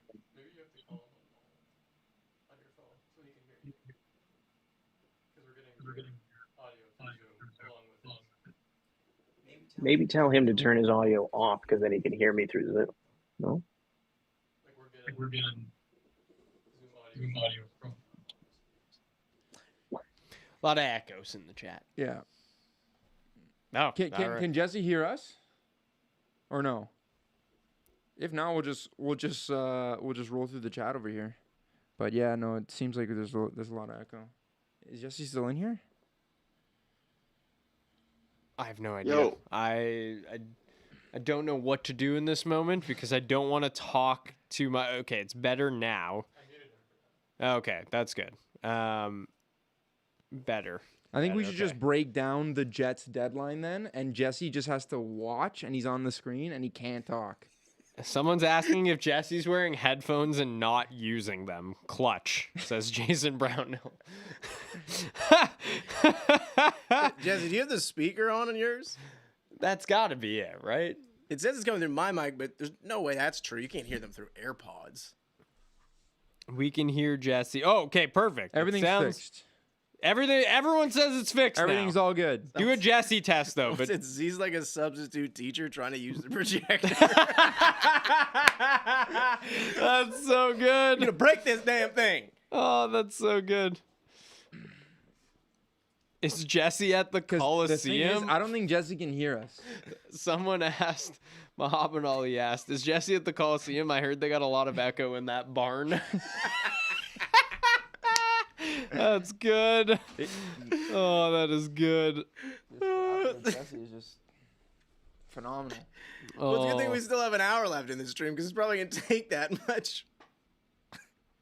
This is really good. It says echo is fixed, but give us a let's go. I mean, for those watching, me and Pac have no idea what's going on here. So Honestly, I don't either. So we don't just worry. have our own conversation. We're like, yeah. Apart from everyone. But yeah. Trying to get Jesse on. Trying to talk about the Jets because we have withheld from speaking about the Winnipeg Jets until this point. But Jesse was very, very upset about 10 hours ago when Brock Nelson was off the board. he was. And when, obviously, Mikko Rantanen looks like he's off the board. I actually thought Imminent. Brock Nelson was a big suitor for Winnipeg. But I feel like Jesse's ultimate fear, and which I hope we get to talk to him about this is, I just feel like he knows he's going to face either Colorado or Dallas or someone equally as impressive in that first round. And it's going to be a one and done for the Jets if they fail to make a move. So I don't know if you can hear us, Jesse, but please tell us what you want the Jets to do if that's the case. Must be nice having Brock Nelson. Oh, wait. Fellas, can you hear me? I can hear you. He's saying fellas. I mean, they're not going to be able to hear you because it's in earphones, but I can relay on what you're saying. I guess. Z. Sorry, I have to read these comments. I believe Uh, you're Z, supposed to have your- earphones on. It's from Frank, and he says Jesse looks like a confused grandmother FaceTiming for the first time. So, Jesse, thanks for joining us today. I think No- yours is on your no podcast prob- too. Z, we is there a can't way both that you can turn the audio, your mic on your Zoom? Is that not where the echo is coming from? Now there's we're no good. echo anymore, The according mic, to the the mic was audio. off for a long time. I could only hear We you can guys hear through you. Sam's We can hear microphone. They can hear. They can Jesse. hear Jesse. We're good. Okay. Okay. I guess I could could give give you my one of my AirPods AirPods if you'd like. Yeah. Sure, I'll pod in just so I can hear the thing. Maybe me and Luca will rotate. Thank you, sir. Probably. Probably. Yeah. There we go. There we go. I love how Z was just like, I don't take my Zoom calls on a computer. I do it on my phone. What are you, psycho? That was a Pretty bold bold call. Oh, fellas, what's going on? I just woke up from a hard nap. How's the air there in Italy? How's Italy? Yeah. It's elite. The architecture in this place is unbelievable. Gonna go for some pasta soon, but obviously we have some business to Echoes discuss back, fellas. first. I think to get rid of the echo, like I think Sam's Zoom just needs to be muted. So I'm scared to talk because I don't want to hurt anyone's ears. So maybe we. No, what needs to happen is just Z needs to turn his mic on and Sam needs to turn his mic off. Sam's not in the That's what room, I'm so seeing. That doesn't make sense. But Well, it does make sense because it says S. Glisserman on one of the screens here. So I don't know, maybe someone's on Sam's Zoom. it doesn't have a microphone. All right. Anyways, can you hear us now? I can hear you not as well, but I can hear you. Like I can have a conversation here. It's better now because I muted my mic. I muted your mic. Your studio mic. Okay. But my mic's muted on both places. All right, Zoom, baby. Might have to just redo this after, I would say. Why don't you just FaceTime him and put him on? Yeah, we'll bring him in at some point, I think. We're going to FaceTime you, Jesse. Okay. All right. Okay, sorry, fellas and gals, whoever's walking. Yeah, that was. That's okay. You know, One of the comments: hockey guys, not tech guys. Yeah, no, that's No. not us. Not Not us. us. We would never. Well, I think we've proven so far through the stream that we're actually going to be GMs one day with all our trade suggestions. I think someone blocked our phones. Oh, okay. Well, Yeah. That's probably fair. No. Anyway, I don't even know what to rotate out of this. Oh, look at this. Wow, not on the phone actually with Jesse Pollock. We could just FaceTime him, but if we FaceTime him, sorry, I'm trying to do the tech in my head here for how that would even work for you guys. I guess so last 'Cause it year we wouldn't- FaceTime Jesse and we just held it we up went to the this. mic. Held him up to the mic, which is arguably maybe worse than the echo, but we can try to bring him in at It some wouldn't point. echo in that way. It would be poor sound quality, but it wouldn't echo. So we could just do that for now if we'd like, and do that pivot. People are saying sound is good now, but that's also because it's off. We have ditched the idea. That's why. Yes, I think so. Pour one out for Jesse in the chat. Pour one out, Crown Royal. pour that in your mouth. But yeah, are we gonna FaceTime? What do you guys? think? I'll Let's just Face- I'll FaceTime. give him- Just FaceTime. Give him a FaceTime. Give him a FaceTime. not? We'll keep the chat going. All right, we got Jesse coming in. Where is he? Milan? Is that where he is? Torino? Torino. What's up, Jesse? How are you? What's going on? How's it going? Good. I think we were probably seeing different things on our computers. Oh, I just took a screen. All right, regardless. How's it going? How's it going? It's good, other than the fact that I have this light beaming down my eyes. How's it going with you? It's all good. We're happy to finally get you on here. We've been holding back from all our Jets talk for the first hour and a half over here because we've been waiting for you. Because Lucas told us that you're very, very rattled. What makes him say that? Well, you're upset that you guys missed out on Nelson. You're upset that you sounds like you're missing out on Rantanen. I don't know who you're kind of targeting at this point. He's right. Look, now I have to wake up from this nap and see that the Avalanche might be in on Brad Marchand. Like, what's going on here? You guys see that? I think LeBron tweeted it. Oh my goodness. No, LeBron got him with his engagement bait. He did get him. It was a very deflating evening for the Jets. I was just on this plane feeling very defeated last night. Obviously to not just lose out on Brock Nelson, but to have him go to the Avalanche is just a punch to the stomach. And, seeing that Rantanen might be going to the Stars, just an absolute bigger punch to the stomach. And the Jets haven't done anything yet other than acquire Chris Dreger. Shout out St. Paul's High School. Went to the same high school.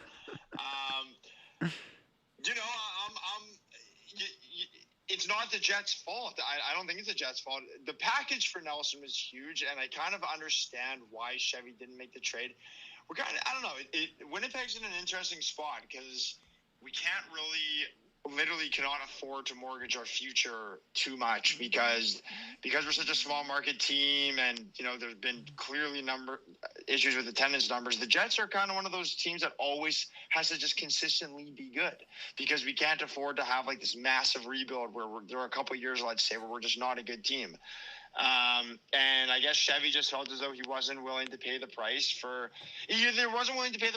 Nelson, or maybe, I don't know. I know Nelson's from close to Winnipeg, but maybe Nelson was more keen on signing an extension with the Avalanche than he was with the Jets. I don't know what happened, but it sucks. It sucks that we lost out on him. He would have been perfect on our second line. And there's something to be said about when you're the best team in the league, you may not have to do too much stuff. But I don't know, guys. The Central Division just got a lot stronger. Potentially, because it's imminent.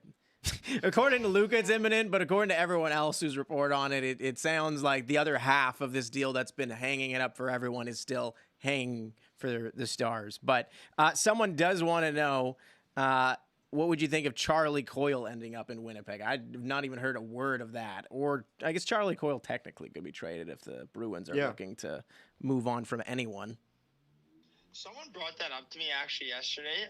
I mean, I think it'd be a pretty good fit for the Jets. I thought I'd heard rumors that the Edmonton Oilers may have been interested in them as well, just heading into the deadline. I don't know if that changes based on some moves that the Oilers have already made. But look, we're hitting the home stretch here, and I feel like the Jets are going to have to make a couple moves here, whether it's to address the second line center spot or, maybe get some – I think we could do some depth on defense. But damn it, man, I was so angry when I saw Brock Nelson go to the Avalanche. All I could think about was Luca just smiling, just licking his chops. I'm just, damn it! Damn it! So angry! Just, oh my God! Because there's this whole other thing where I know it doesn't apply to Nelson, but oh man, players also have to waive their no movement clauses to come to Winnipeg. It's just. I was talking about it with a friend. Chevy truly has the most difficult job in hockey. It's just, oh my goodness, I'm so damn angry. What do you think it would take for them to? I'm not gonna say salvage this, but with what's left on the board, what would you consider a win for the Jets today? I don't know. A little bit of Ryan Donato action. Okay, you're not getting Rantanen. Let's just. No, I don't know, man. I don't know if we need Donato as much. Donato's a winger, is he not? No, he's a center. He's a centerman. Is he a center? Yeah. Well, I think Donato. Then a guy like Donato could be nice. I don't know if Jared McCann. I don't know. Maybe if he's still around. I'm curious to see what's going to happen with the Shens. Also, have we talked at all about that trade that Pittsburgh made the other day? Because if they don't flip Shen, I'm having a really tough time understanding what's going on with the Pittsburgh Penguins. We actually have not discussed the Penguins at all, so yeah, feel free to introduce them. Other than people trying to trade for pieces of them, but not in what their actual. I saw Malkin for Rantanen 1-for-1. Yeah, we saw some of those, but nothing in reality. There's Carlson's on the board too. That would absolutely not happen. Yeah, don't worry about that one. For Malkin. So here's my thing. I think that if the Penguins hold on to Luke Shen, you're starting to think what the hell is?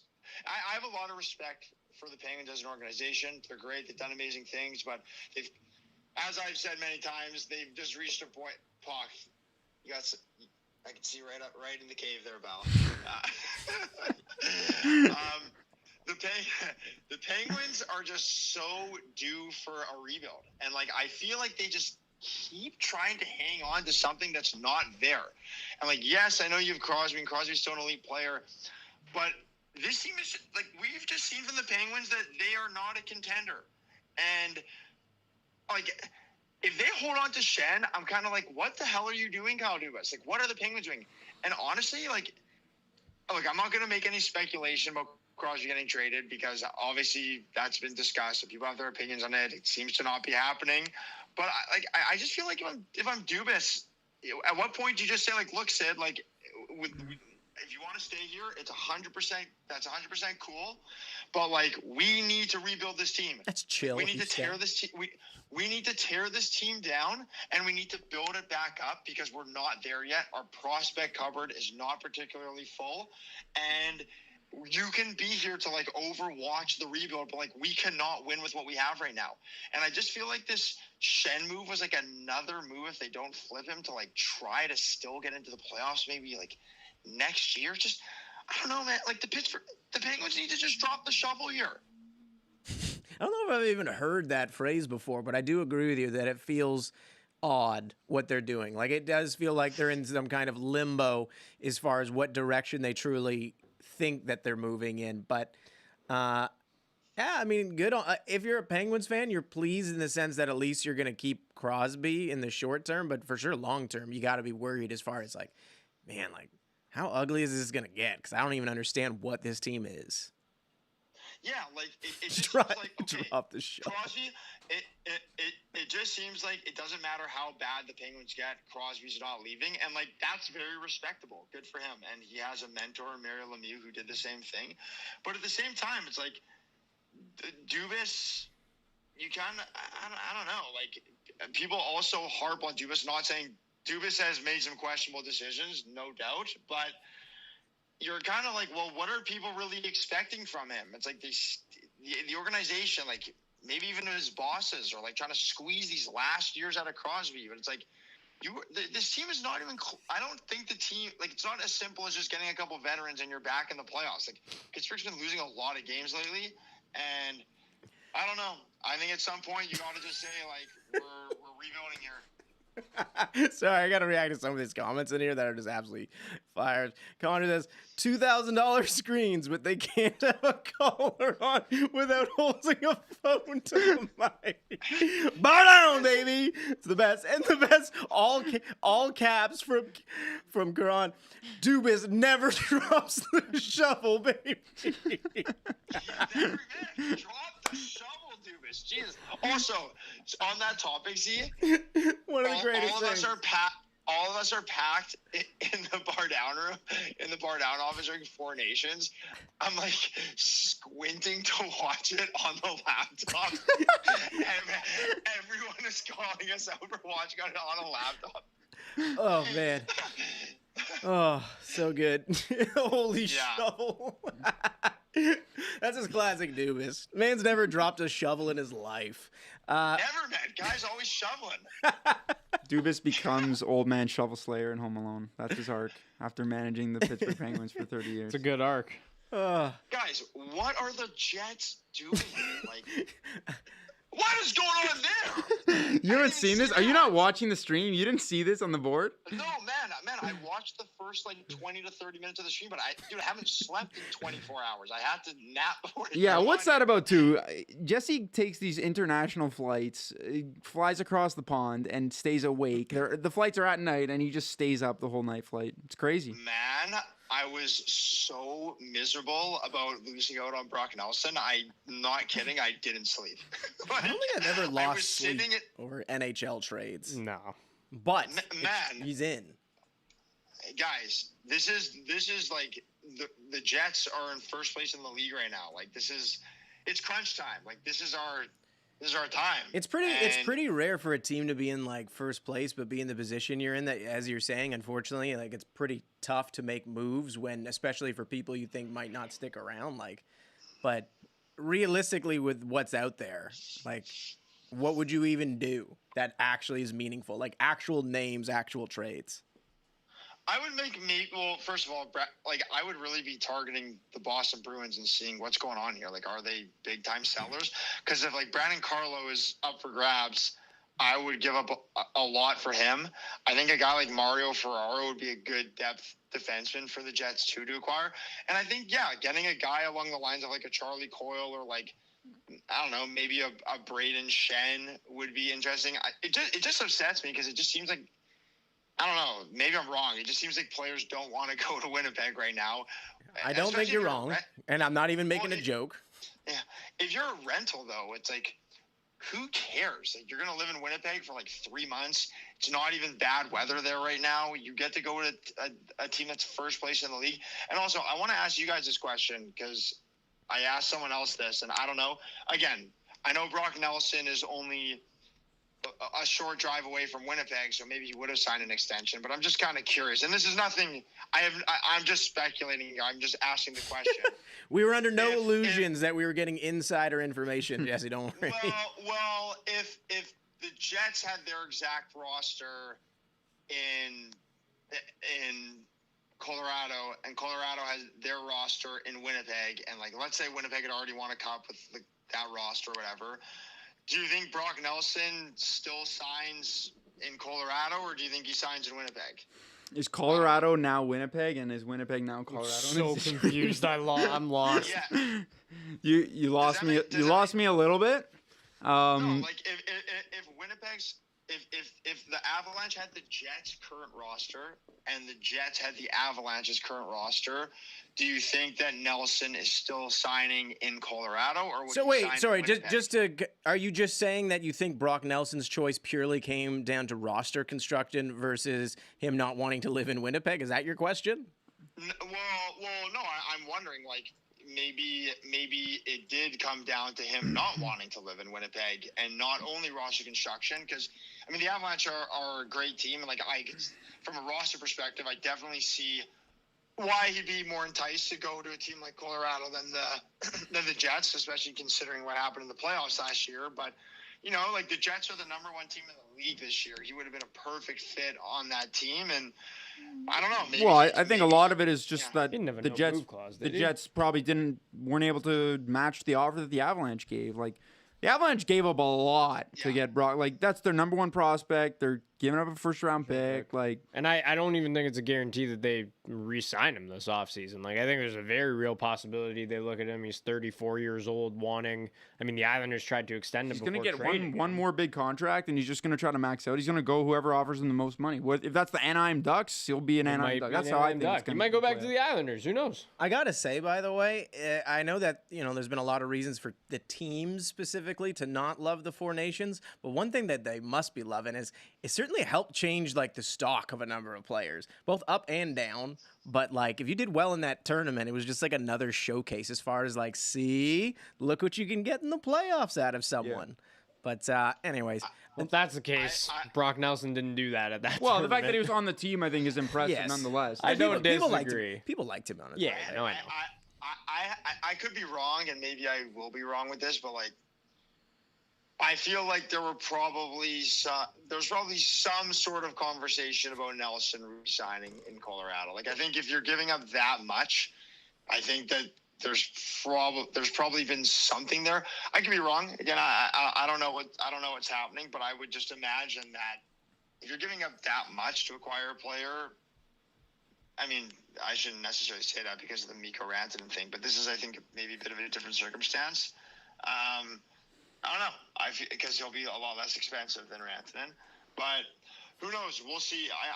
I respect the Avalanche for making the move, and I don't know. Like, I really like Callum Ritchie. Maybe the Avs weren't impressed with something about his game. Like, he didn't have a particularly good World Juniors, so maybe they felt a little less enticed to hold on to him. But, yeah, I mean, when you have guys like Makar and McKinnon, you kind of just got to go for it. And I know a lot of Jets fans are probably feeling like, this is it. Like, this is our time. Like, let's keep the shovel in the hand. Let's keep that shovel. Don't you drop that shovel, baby. But no. Chris, No. Let's start shoveling. Ooh, get the I shovel like out of the that. hand. Like it's not even about dropping the shovel. Like, we need to start paving the driveway. Chris Johnson, by the way, was saying it sounds like other avenues are now being explored on the Rantanen front. So Saw that. we no longer have to question It is imminent, though, that he's going to Luca's Dallas. inference skills. We can just, factually say he got it wrong. If he It's goes to imminent another that Dallas team now, is the destination. Yeah. Man, this. So sorry. He's saying that he said that the team is exploring new options. yeah, like he could go elsewhere. This Rantanen thing. This is like one of the weirder trade situations. When's the last time we saw something this weird? Can I ask you a question, around Jesse, player? on that, by the way? Well, this is it came up as one of the very first things we talked about on this chat. And because, there's not much else going on, Rantanen really is still dominating all of the news right now. Where do you stand on this? If you were the Carolina Hurricanes, not a fan of the team, if you were working in that front office right now and you were in the situation that you're in, you've already made the trade, you have him, but now you know he's not going to sign, would you feel compelled to just try to get some value, or would you keep him just for that playoff run if you're serious about winning? It's a good question because I definitely see it from both sides. I don't know, man. Like, for me, I Sorry, Jesse. We just got the greatest Jesse, comment you of have- all time. that you have And you're to be- going to like this. You're going to like it, and you have to be interrupted because it's probably the comment of the day from Matherin. Shovel day off. It works in 3 ways. That's a triple entendre. That's good. It's your GM's name. It's got the shovel, but also apparently he's taking the day off. Shovel day off. It's really good. Oh, Wow. We need that on a. We need that if the Jets don't acquire anyone. We're today, making we a need to shirt. Get that on a shirt of that. The shovel One day more. off. Shovel. I don't know if it's too gutless to make like a graphic of that, but that is absolutely Definitely can't make a graphic of it. No, sorry, but yeah, the Hurricanes. You know what? Like, it's tough because the East is pretty stacked this year. But if you're Carolina, it's like, when are you ever going to be this good? You've always been missing that X factor goal scorer, and you finally have it. And every year it's the same thing. It just seems like Carolina doesn't have that star player. They haven't really given it that much time. I'm kind of under the impression that, like, you go for it with Mikko. Like, Carolina could come out of the East, but then again, I see the other argument where I'm like, are they really going to beat a team like Florida in a series, or even the Lightning right now who are humming? You never know if you don't try. Never know if you don't try, and You never know if you don't try. we got to give credit to Kyle for that joke as well. Apparently, yeah. So hilarious. Okay. Well, here's the thing, Jesse. There's too much time left in this trade deadline without little has happened. But what do you actually expect to happen today at this point? Non-Jets related. I know you got the hat on and you've given your piece on that, but non-Jets related, what do you actually see happening that will even be remotely interesting? Do you think that Marchand's going to happen, for example? And if so, where? It's a good question. I don't know. It's kind of weird with Marchand because the Bruins haven't moved that many other core pieces. And I'm kind of just like, okay, if they get rid of Marchand, are they still going to be going for the playoffs or what's going on? Like, maybe they should have, like, it just seems like there's not that much time left for them to really make some big moves. Are we going to see the Bruins just completely, like if I'm the Bruins right now, I would trade everyone. Like, it's time for that team to kind of reset. You don't mean everyone, though. No, maybe not everyone, but like it's time to retool a bit. Like they're not really a dominant team anymore, and they obviously are without McAvoy right now. Like, I don't think it would hurt to get rid of some of these guys. But yeah, I'm kind of curious about the Philadelphia Flyers too. Like, what's going to happen with Ristolainen? Apparently, the asking price is really high for him. I feel like I've heard rumors about the Jets being interested in Ristolainen. So I'm kind of curious to see, like, what's going on. It just seems like the asking price for these guys is so steep. Like Scott Lawton, for example. Like, how good would you feel if you're a Leafs fan giving up like a first and a prospect for Scott Lawton? Like, on your third line, is it worth having that over Domi, who's like, I know he's not having a good year, but he's proven that he's had he can be a good player in the playoffs. I'm also kind of curious to see, like, what's going on with Braden Shen. Like, I think that would be a great guy for the Leafs on their third line. Well, that's the one that's been rumored the most for the Leafs. And I know no one in this room so far, we haven't really discussed that whatsoever because I think the trail perhaps has gotten a little cold on it as no news has come out. But another trade that we were kind of discussing earlier that I guess you didn't get to weigh on. Actually, now I've totally spaced out on it. I don't even remember what it was. There's been a few that you hadn't got to comment on. But the Leafs in general, what move would you make if you were them? Other than Shen, because that one does seem as if perhaps the Blues are keeping on to what they have. I don't know, like, maybe I'd add another defenseman.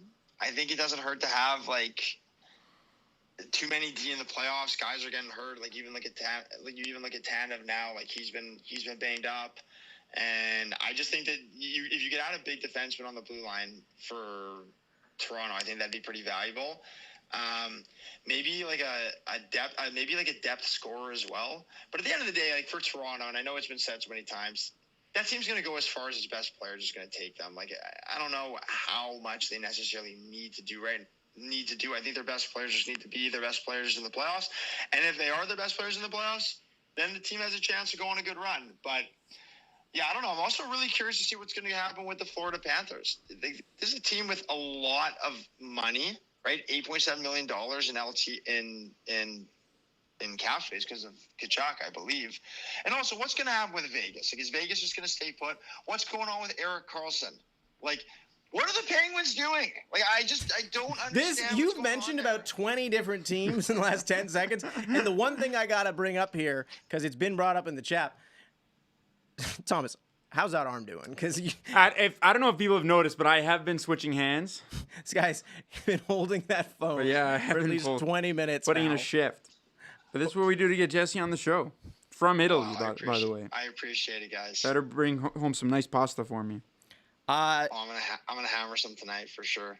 With how slow this trade deadline has been, like I wouldn't be surprised if some absolute hammer just drops. Yep. Randomly during the day because it's eerily too quiet. I'm not even saying We haven't this. even gotten like the fourth liners for fourth liner deals or like the AHL Nothing. players for AHL There players. feels like there's something. The Wild did one. Doesn't this feel as if like there's just something holding a lot of things up? One of those scenarios where it's just like one big trade, perhaps, or one big thing just to be finalized. Like, okay, that's not happening, so now we can all act on this. And I really am not just trying to say that for like, oh, stay in the chat, because we're gonna leave our our stream at some point, anyways. It just does feel like that. It's too quiet. No, I completely agree. I think the problem right now is that the asking price for all these players is way too high, and relatively speaking, it might not really be the best year in terms of available talent at the deadline, or like pending, or like guys who are going to be free agents are just like not up for grabs right now. Like Mitch Marner, for example, obviously isn't going anywhere because the Leafs are in contention. I the Flyers need to be careful here, because if they don't trade guys like Ristolainen and Lawton and they just walk in the summer, I would be absolutely livid as a fan. I mean, I think Bristow actually might have a little term. Those ones seem pretty tied, by the way, from all reports.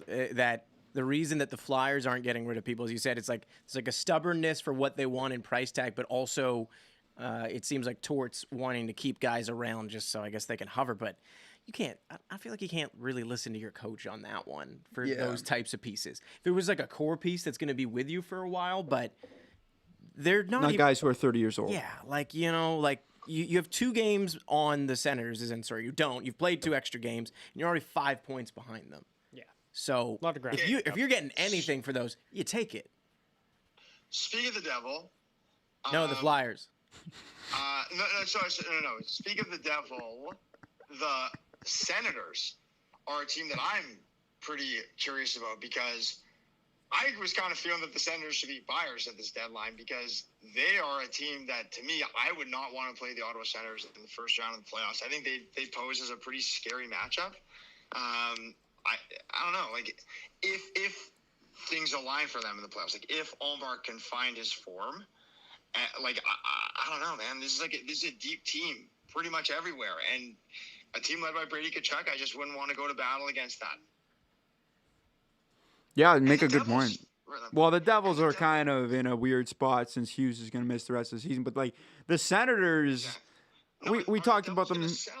No, well, they already traded. They made a deal yesterday with the Ducks for Dumoulin, right, and giving up a second-round pick. Like, I don't think they're going to sell. They're still in a playoff spot. I think they're going to try to keep, stay put in the playoffs. And even if they get into a wild card battle, I mean, there's more than one good player on that team, right? So I think they'll still be fine. It's just a more big picture of them trying to win a cup. Things are a lot more difficult now that Jack Hughes is out. But the Sens, I feel like it's been pretty quiet on the Sens so far. And maybe they're just like, we want to make the playoffs with the guys that we got, and we believe in this room. And we don't necessarily want to rush things because they still are a young team. But, yeah, it's definitely a team that I think everyone wants or hopes that they're in the playoffs just for the sake of, like, it's been a couple years now that they've been in this rebuild. So, yeah, I don't know. Like there aren't as we said, we've already discussed teams that you're surprised to not see them have made any moves, and we're calling Jesse back right now. Apparently, yeah, we lost him. His call from Italy has dropped. Oh, there he is. He's back. He's back. I'm back. But as we were saying, like the prices are just so high this year that if you are a bubble team, it must just totally be keeping you out of it, because you really shouldn't be doing anything here for what's out there now. Like there are major pieces out here, but then there are just a bunch of expensive pieces out here. So, Pac, on that note, how do you feel about the Montreal Canadiens? You obviously don't want them to mortgage their future at all, but do you feel as though they maybe could have given up some draft picks to try to get into the playoffs this year? I don't think so. I think just stay the course and keep things going with what you've got. If anything, I said this earlier before we had you on. I would sell David Savard if you can get anything for him today. I like that they kept Jake Evans, but if you can get something for Savard, just take the pick and bring up some of your younger guys. If you miss the playoffs, you miss the playoffs. I think everyone's just kind of happy that they're fighting and they're in the race and they're showing some sort of character this year. Guys, often it's said. Oh, sorry. I was just saying, guys, it's often said that the best moves are not made on deadline day. And I'm going to say that we also follow suit with that because deciding not to go live for the entire day with how it's currently trending, oh, man. Thank God. What a call. Because I got to tell you, we will be live still on this stream probably for another 30 minutes. If something else breaks in between then, you might catch us a little bit later for some of you guys wondering in the chat how long we'll be up for. Yeah. But we will still be in the building here because we're going to be taking some notes and then coming back in here to kind of do a roundup and a proper full video that will just be out and live on the channel this evening. So you can check that out. And if you're enjoying what you're watching right now, like the video. Again, it helps people actually see the live thread. Again, you might not have noticed, but we're on a new BarDown channel here as Jesse literally yawns into his microphone. He had the ability to not only yawn away from the mic, he could have just muted his mic. I think he's frozen now. We might have lost him. We might have lost him mid-yawn. Yeah. But yeah, I got everyone drop some shovels in the chat for that guy. Drop some shovels in the chat for Jesse. Yep. Man, this is the first time I'm seeing the whole board with the Italian flag as well. This is a nice setup. It's pretty cool. It's not bad. It's very honestly, guys. I'm watching the stream right now. Man, the room is looking pretty damn good. Holy smokes! Especially with you with that Leafs jersey on. It's really complete. No, I'm not. That's not even an edit. Yeah, it's real. That's real for everyone wondering. That is Jesse wearing a Leafs jersey. Is that my hockey DB photo? What, behind me? I don't think you'd be wearing a Leafs jersey in that. Wait, Puck, what's behind your head? Is that food? Yeah, it's a meatball. Is it a meatball? Yeah.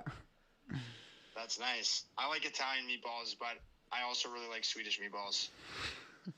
It's true. The lingonberry is very nice. Okay, well, Jess. Some lingonberry in my system. Jess, why don't you give us, as perhaps a little closing note here for you, give us your craziest trade prediction for the end of the day. We lost. That's the We got lost. connections. The craziest prediction from Jesse is connection is unstable. Is it He was also mid-yawn when we lost him, is too. Italian? Oh, he's back. There we go. Italian What's the reception, craziest trade? Yeah, craziest trade prediction from you before we let you go. I think Kevin Shovel Day off. Shovel day off. He's gonna pick that shovel up.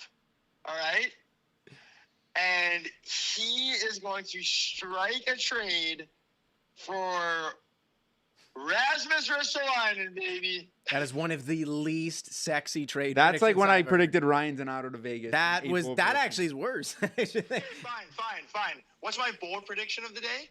My bold prediction of the day is that Erik Karlsson goes to the Vegas Golden Knights. Ooh. I like that. See, there we go. That's bold. It's a lot more bold than whatever you said that we're going to choose to forget before.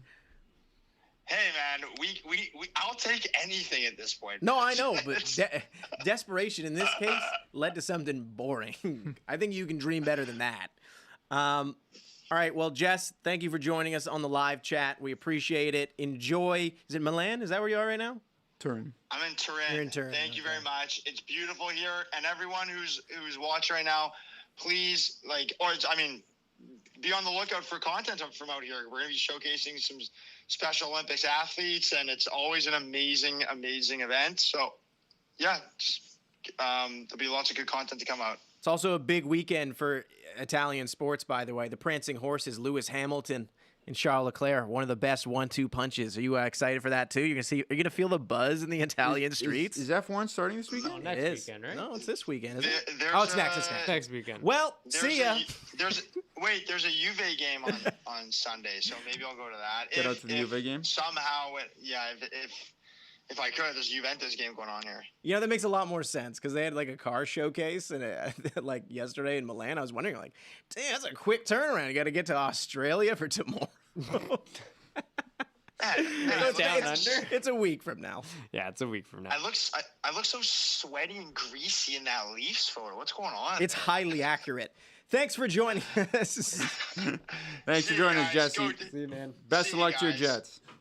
Best of luck with the rest of the stream, fellas. Keep up the good stuff. Thank you. Take care. Take care. See you guys. What I've also learned from the stream is that apparently there's no shovel emoji. How's that possible? I keep seeing pickaxes.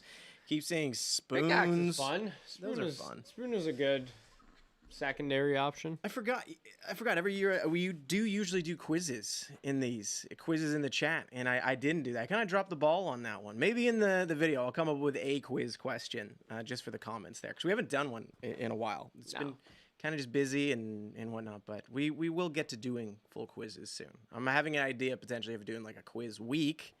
Whoa. People will be interested in that, where the videos that we have for that week, since we haven't done a number of them, maybe we should have 2 quizzes, 3 quizzes maybe. I don't know. Just throwing it out there.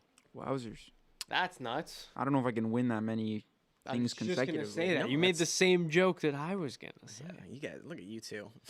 All right, we got something from Drager here. A See where- trade? No, see where it goes. But I'm confident the Dallas Stars were willing to go upwards of $12 million per to extend Rantanen. A big number for the Stars given contract challenges moving forward, unless something changes. Sorry, could you say that with less energy? Unless something changes, that is well short. End tweet. So he wants like 14 million. He's digging his heels in He's going to Chicago for for 14 million. If you're him, and I'm not trying to just be Jesse here What a in Jesse's greedy absence guy. by getting him to the second city, but if you're just thinking of teams that like who would offer him 14 million, let's make a brief list. I don't have a quiz here, but I can kind of quiz you guys right now. I have Give no me idea a what this short haps list. is, you ready? A short list of 3 teams you think that could offer him what he apparently wants. Go ahead. Anaheim, Chicago, Utah, San Jose. San Jose. Literally, put the last place teams in a hat and pick one. No, but look at it from Rantanen's standpoint, and I said this when Colorado traded him. He doesn't owe any of these teams anything. He doesn't owe Carolina anything. He doesn't owe the Stars anything.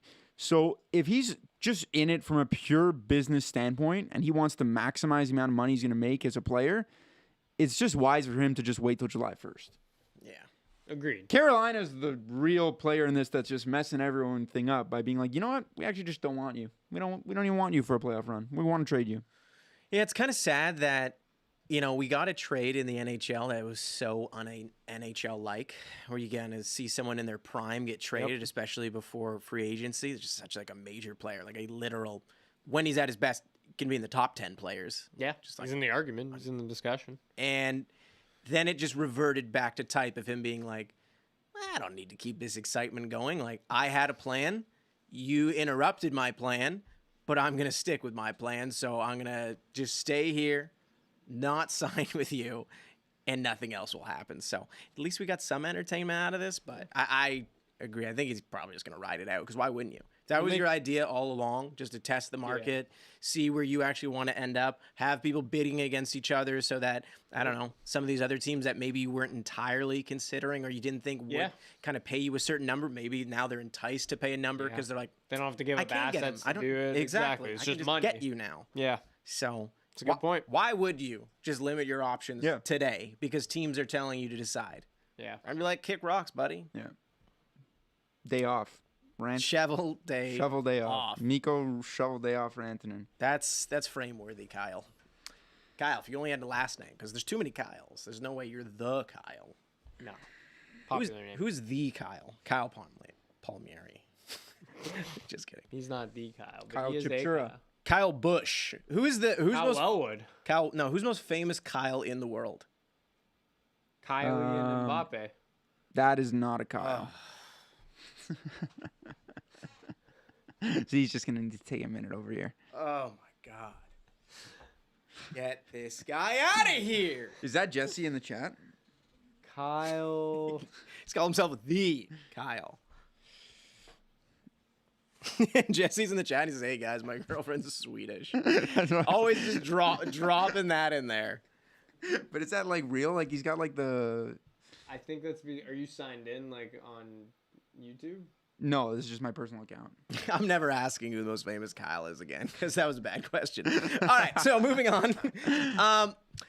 Okay, we only got a little bit of time left in this.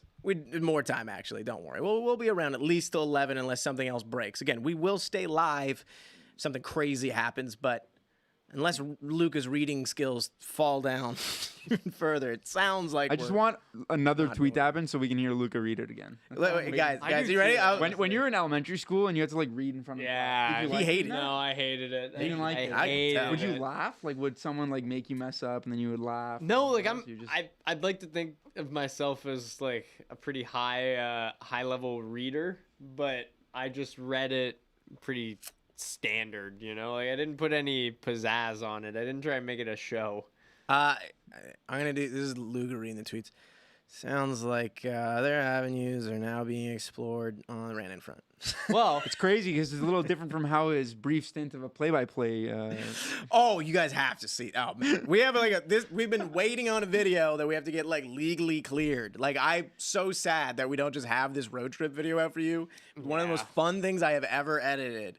yeah. But it has to go through legal because there was part of it they're not so sure that we should have, and we'll see. So we'll see. We'll see how it goes. But anyways, Luca, you want to retry at that? It sounds like other avenues are now being yelling. explored on the Rantanen front. Sound the alarms. Sound the Last alarms. year, did we have like a We trade did have, alarm like, that was a- like crazy loud or something? 2 years Yeah, ago. we beat up AI. That was another one. Or That was- Chat I remember GPT. that. That was maybe Oh 3 yeah, years we got ago. evidence of it right up there. I think that was 3 years ago, actually. I think it was 3 years ago too. Then we You're wore right. large suits, and That everyone was was last like, year. and everyone was just like, Why are your suits big? "Why do you have terrible fits?" Like we realize we have our suits are big. We understand that. Everyone was Thank like, you for "None-" pointing it out. Yeah, none of It you. was a joke, guys. Oh, but It was a bad one.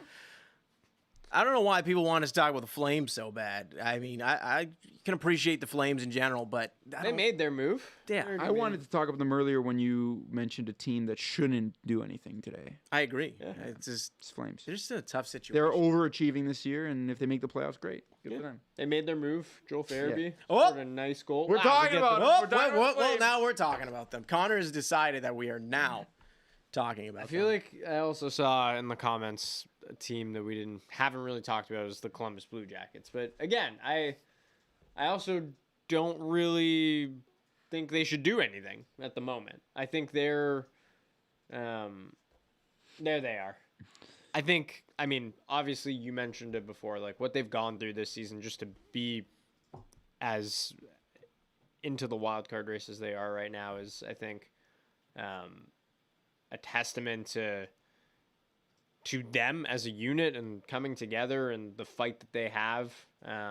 It's been incredible to see. I think they have the support truly of like every fan of hockey right now wanting to see them succeed. But I just don't know if they should do anything at the deadline. Guys, you guys come here for the truth, right? This is the raw takes on deadline day. And this is what I got to say. Trade deadline, it's two separate things. As a whole, it's like all of the weeks that lead up to it, and then there's the trade deadline, the day. Yep. Trade deadline just as an aspect, that rules. That's been great so far with all the action. Trade deadline day, this thing sucks. You know Nothing's what's crazy? happened. This is one of the worst days of action I have ever seen. If you rewind 2 hours and 37 minutes to when we started the stream and you gave your little opening monologue, you did not have this feeling. No. No, You were excited. You were hopeful. So much just excitement just pumped into this room. Of like, oh my God. There's so much potential. I don't even know As soon as we where end this, Rantanen's by the going. way, Rantanen, the whole situation's going to wrap. Oh, for I sure. already He's have- going to get dealt or he's going to sign an extension or he's going to be like, yeah, we're staying. It's gonna, yeah, and no one owes us any action, and it's our fault for building this day up. Now we know But- how James Duthie feels. We do. We've been doing this for years. We know how that feels. But it's the part that just gets you is there was just such teasing here from all these teams, man. Yeah. So, oh well. Oh well. Maybe these GMs will unblock each other. Yeah. Maybe they'll start getting crazy. Maybe the prices will come down because it really does feel like that's it. Like Maybe they will. maybe I'm gonna say that the Yanni, I said, I'm gonna say the Gord trade has absolutely messed up the market there. 2 first-round picks. Yeah, that was nuts. I guess Bjorkstrand, sorry too. I keep saying just Gord, but it's like That still was nuts. it was a lot, man. But a good trade. Like honest, like you're the Tampa Bay Lightning. Like I'm just here to win. I don't care about these picks. I just feel like there's players that like we went into the day thinking like they're absolutely gonna get dealt, and there's only 5 hours to go now, 4 hours to go, and it just feels like when's Brandon Tanev gonna get traded? When are we gonna find out what happens with Ryan Donato? Is he getting traded? Are they re-signing him?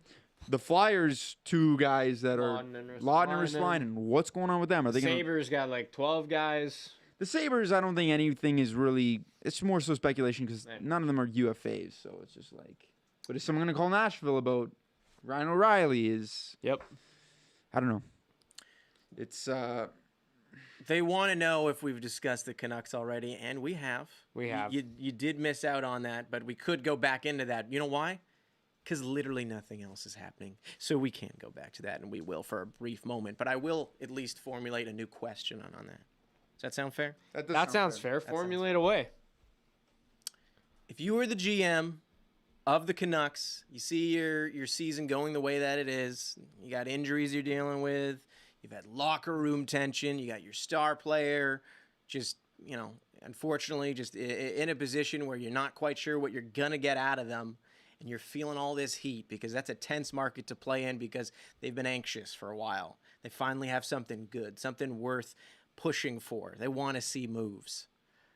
If you had to break, who would you even move for? That's the part that I don't get from Canucks fans. Like, what would you even move for? What is the biggest swing that is even realistic to you? Are you that just you would adding pick to up your and core? ask and add to your core? So you're not like in this deal. You're not giving up Pedersen's Pedersen or staying Besser. and You Besser's could if you staying. want. Go ahead and try to crack a deal that feels realistic to you. I no. said this before. I wouldn't make a big swing. I would just add like at most. Is that killing the question? Yeah. Well, I just don't know what the swing is. Yeah. Hey, I'm in the dugout here going. I would put my First pitch, shovel. 3-0 count. You got the green light, pal. My shovel's in the Swing back away. of the storage unit. It's been put down. It's locked up. Put down. I don't even think I have a shovel in this case. Yeah, I'm not digging. You I know don't know what? what the swing is. I truly don't. Go out and get Trevor Zegras. Someone young, fun, highly skilled.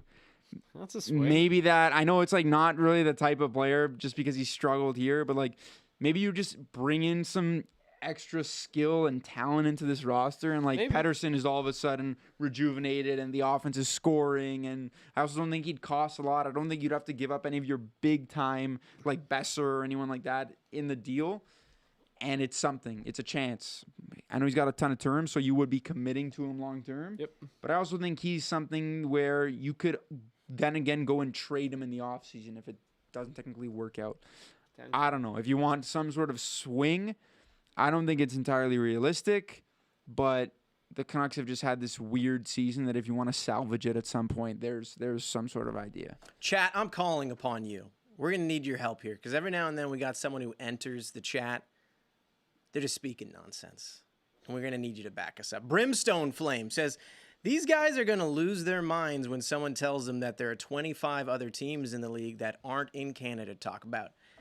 How much time have we spent, chat, talking about teams that are not in Canada? Like, I know Jesse talks about the Jets. The Jets for the 10 minutes Jesse was on, and then we talked about the The Canucks. Leafs for a bit. The Canucks. Canucks. We Leafs, barely Canucks. talked about the Leafs. All of the Rantanen chatter has literally been All-American just teams. discussed. And we talked about the Brock Nelson deal for a good amount of time. Yep. Even about the Islanders, too. Chat, you're going to have to back us up. Just back us up. Be a friend. Be a pal. But also, if the most interesting teams happen to be Canadian, then that's what it is. Like, the Canucks are very interesting given the situation that they're in. The Oilers made a trade. The Leafs are one of the best teams in the league. We're going to talk about those teams naturally, so... Don't bully Brimstone. That's not what's being asked. You said to back us up. No one asked you to bully anyone. Please don't. in fact. No, this is a non-bully environment. Non-bully environment. Now, I have seen this one, and if you do want to talk about an American team in the Sabres where they keep mentioning the Pedersen thing, because, like, again, Sabres fans were really in on that because the Sabres apparently were in on trying to get Pettersson. Yeah. Again, that's the exact type of move I wouldn't make. No. That seemed like, no, guys. Like, no. That's just trading one problem for another. And by problem, I just mean, no, you need guarantees at this point. You need, like, I know exactly what I'm going to get, or at least a higher percentage of that. So, and nothing's a guarantee, but, like, it's pretty guaranteed that Pettersson playing this badly and then going to a way worse situation in a city that is, let's face it, not Vancouver, is not a recipe for success immediately. That's for sure. Yeah. Okay, well, we're at the 10:45 mark here. And as you can see, it's not that the energy has left the room, because it's not. We're here. We're just waiting for something to happen. Just chat. I want to open the floor to you. Mostly to get off Brimstone's back, but also get off his back. Get off his back. Get off. He was just speaking nonsense. Very unprofessional. Very There it is. There it is. Just like Leon Bailey. Whoa! Something happened. We'll go back to Lucas you, about to chat. read. We'll go back to you, chat. We might be getting a little Jason Zucker contract extension with the Buffalo Sabres. That's not it. I mean, like, listen, give me a trade. That's not exciting from a neutral standpoint. For me, I love it. He's been great. Do you love it? Like, no, I do. He's been good. He's been like one of your that best actually players is the this type year. of player we've needed. Is just like someone who's just like steady, worked his way into the first line. He's been moved around a ton, but that's the kind of sign you want. Can I hear numbers?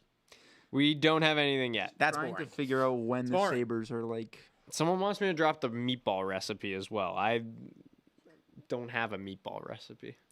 I don't have that, but let's stick to here for a second. Scott McCulloch is a great question. Tell me, guys, is there a team that makes you physically ill if they win? I'm kind of Yeah, there Physically definitely ill? is, yeah. Yeah, for sure. don't like- say it.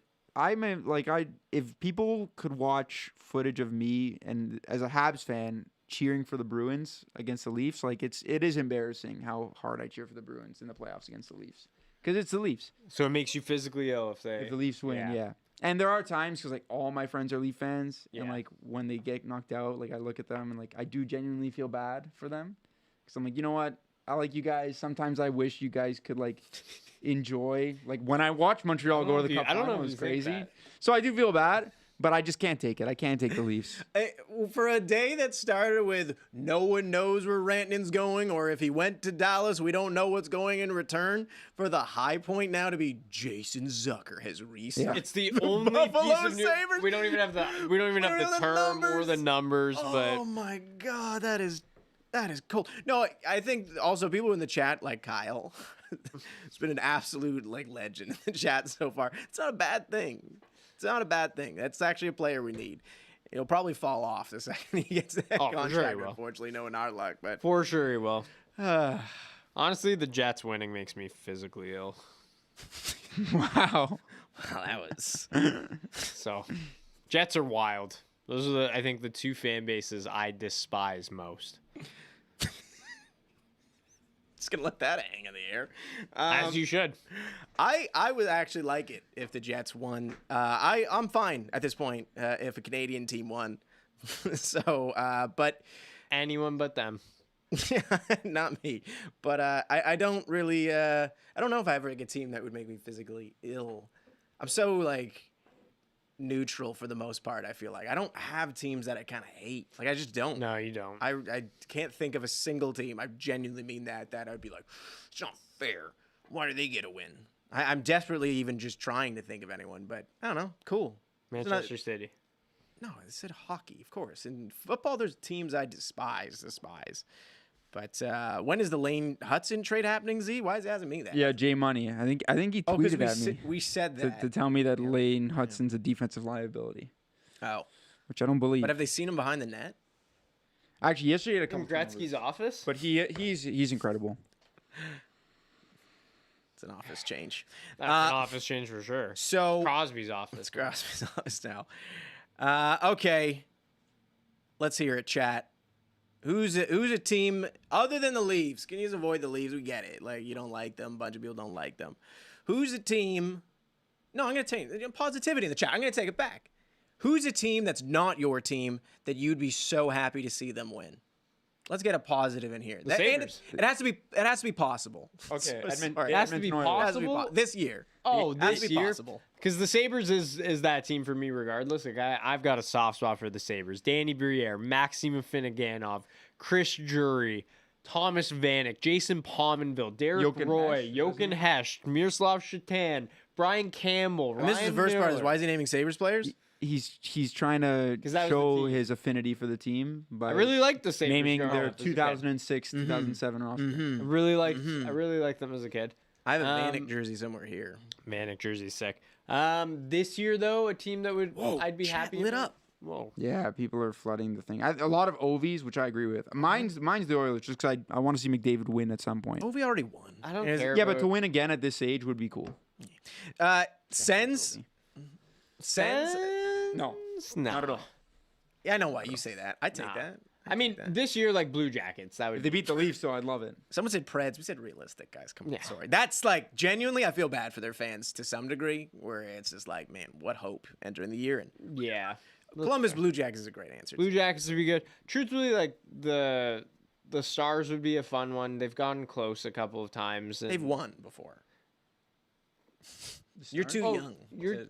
Wait, you're saying a team that's never won before? No, I just meant like because you said they've been close, but I'm like, well, they've also. Yeah, but that was Sorry, I mean in my life. 25 years ago. When was your last win?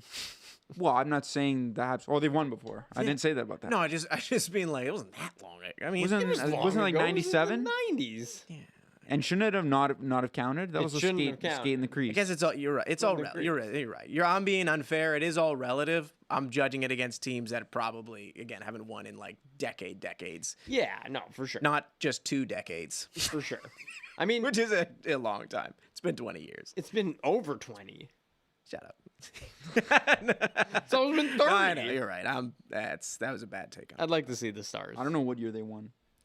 Devils could be fun too. 99. People said 1999. Yeah. 1999, yeah. Almost 30 years. Kyle's got great puns, man. Not even sensible, he says. See, but yeah, they could. You never know.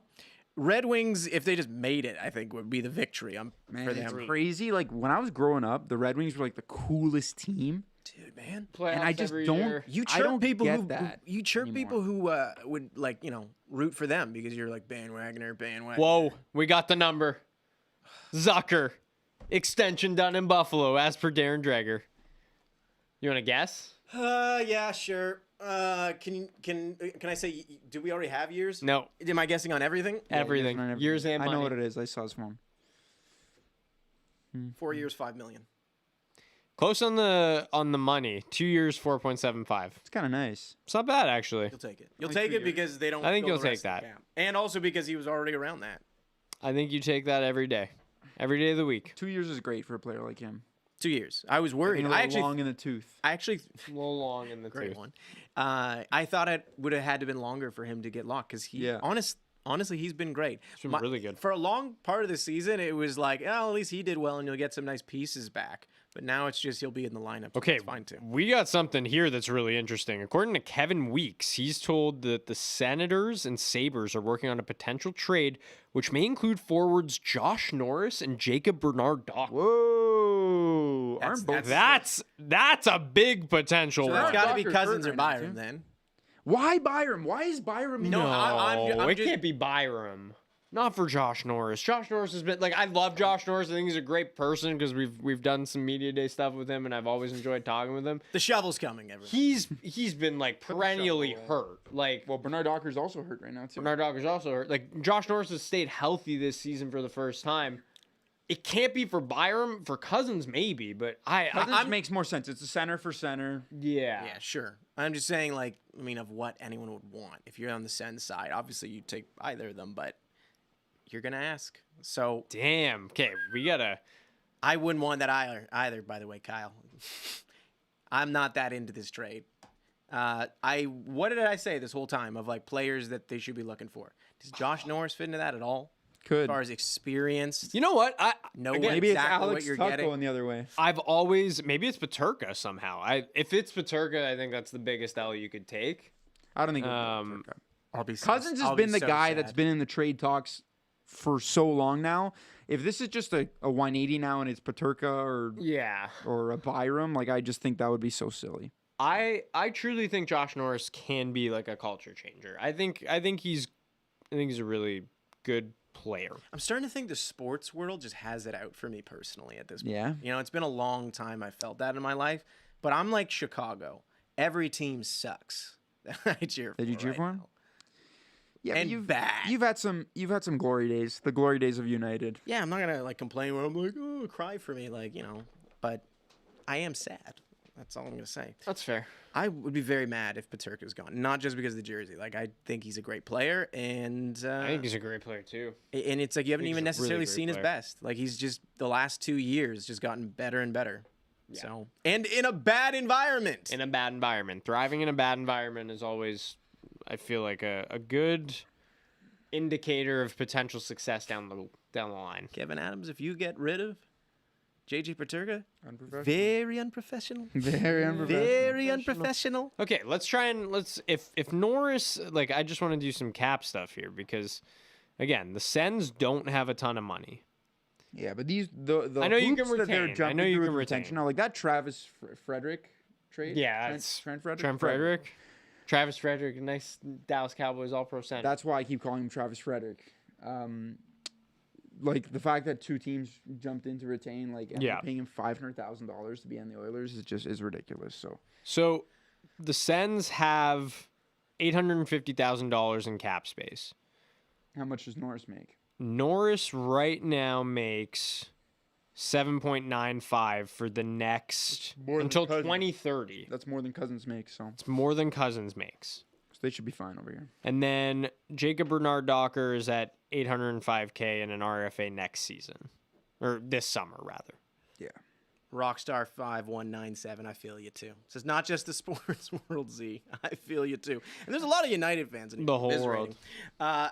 Yeah, it's you know what, sports is it's our great distractor though. That's also a good way to reset that. Where even when your teams are making bad trades, never making the playoffs, and offering just about no hope, at least it's not as bad as the real world. Gotta love the distraction. Sports. Yep. That is, guys, the news on this day.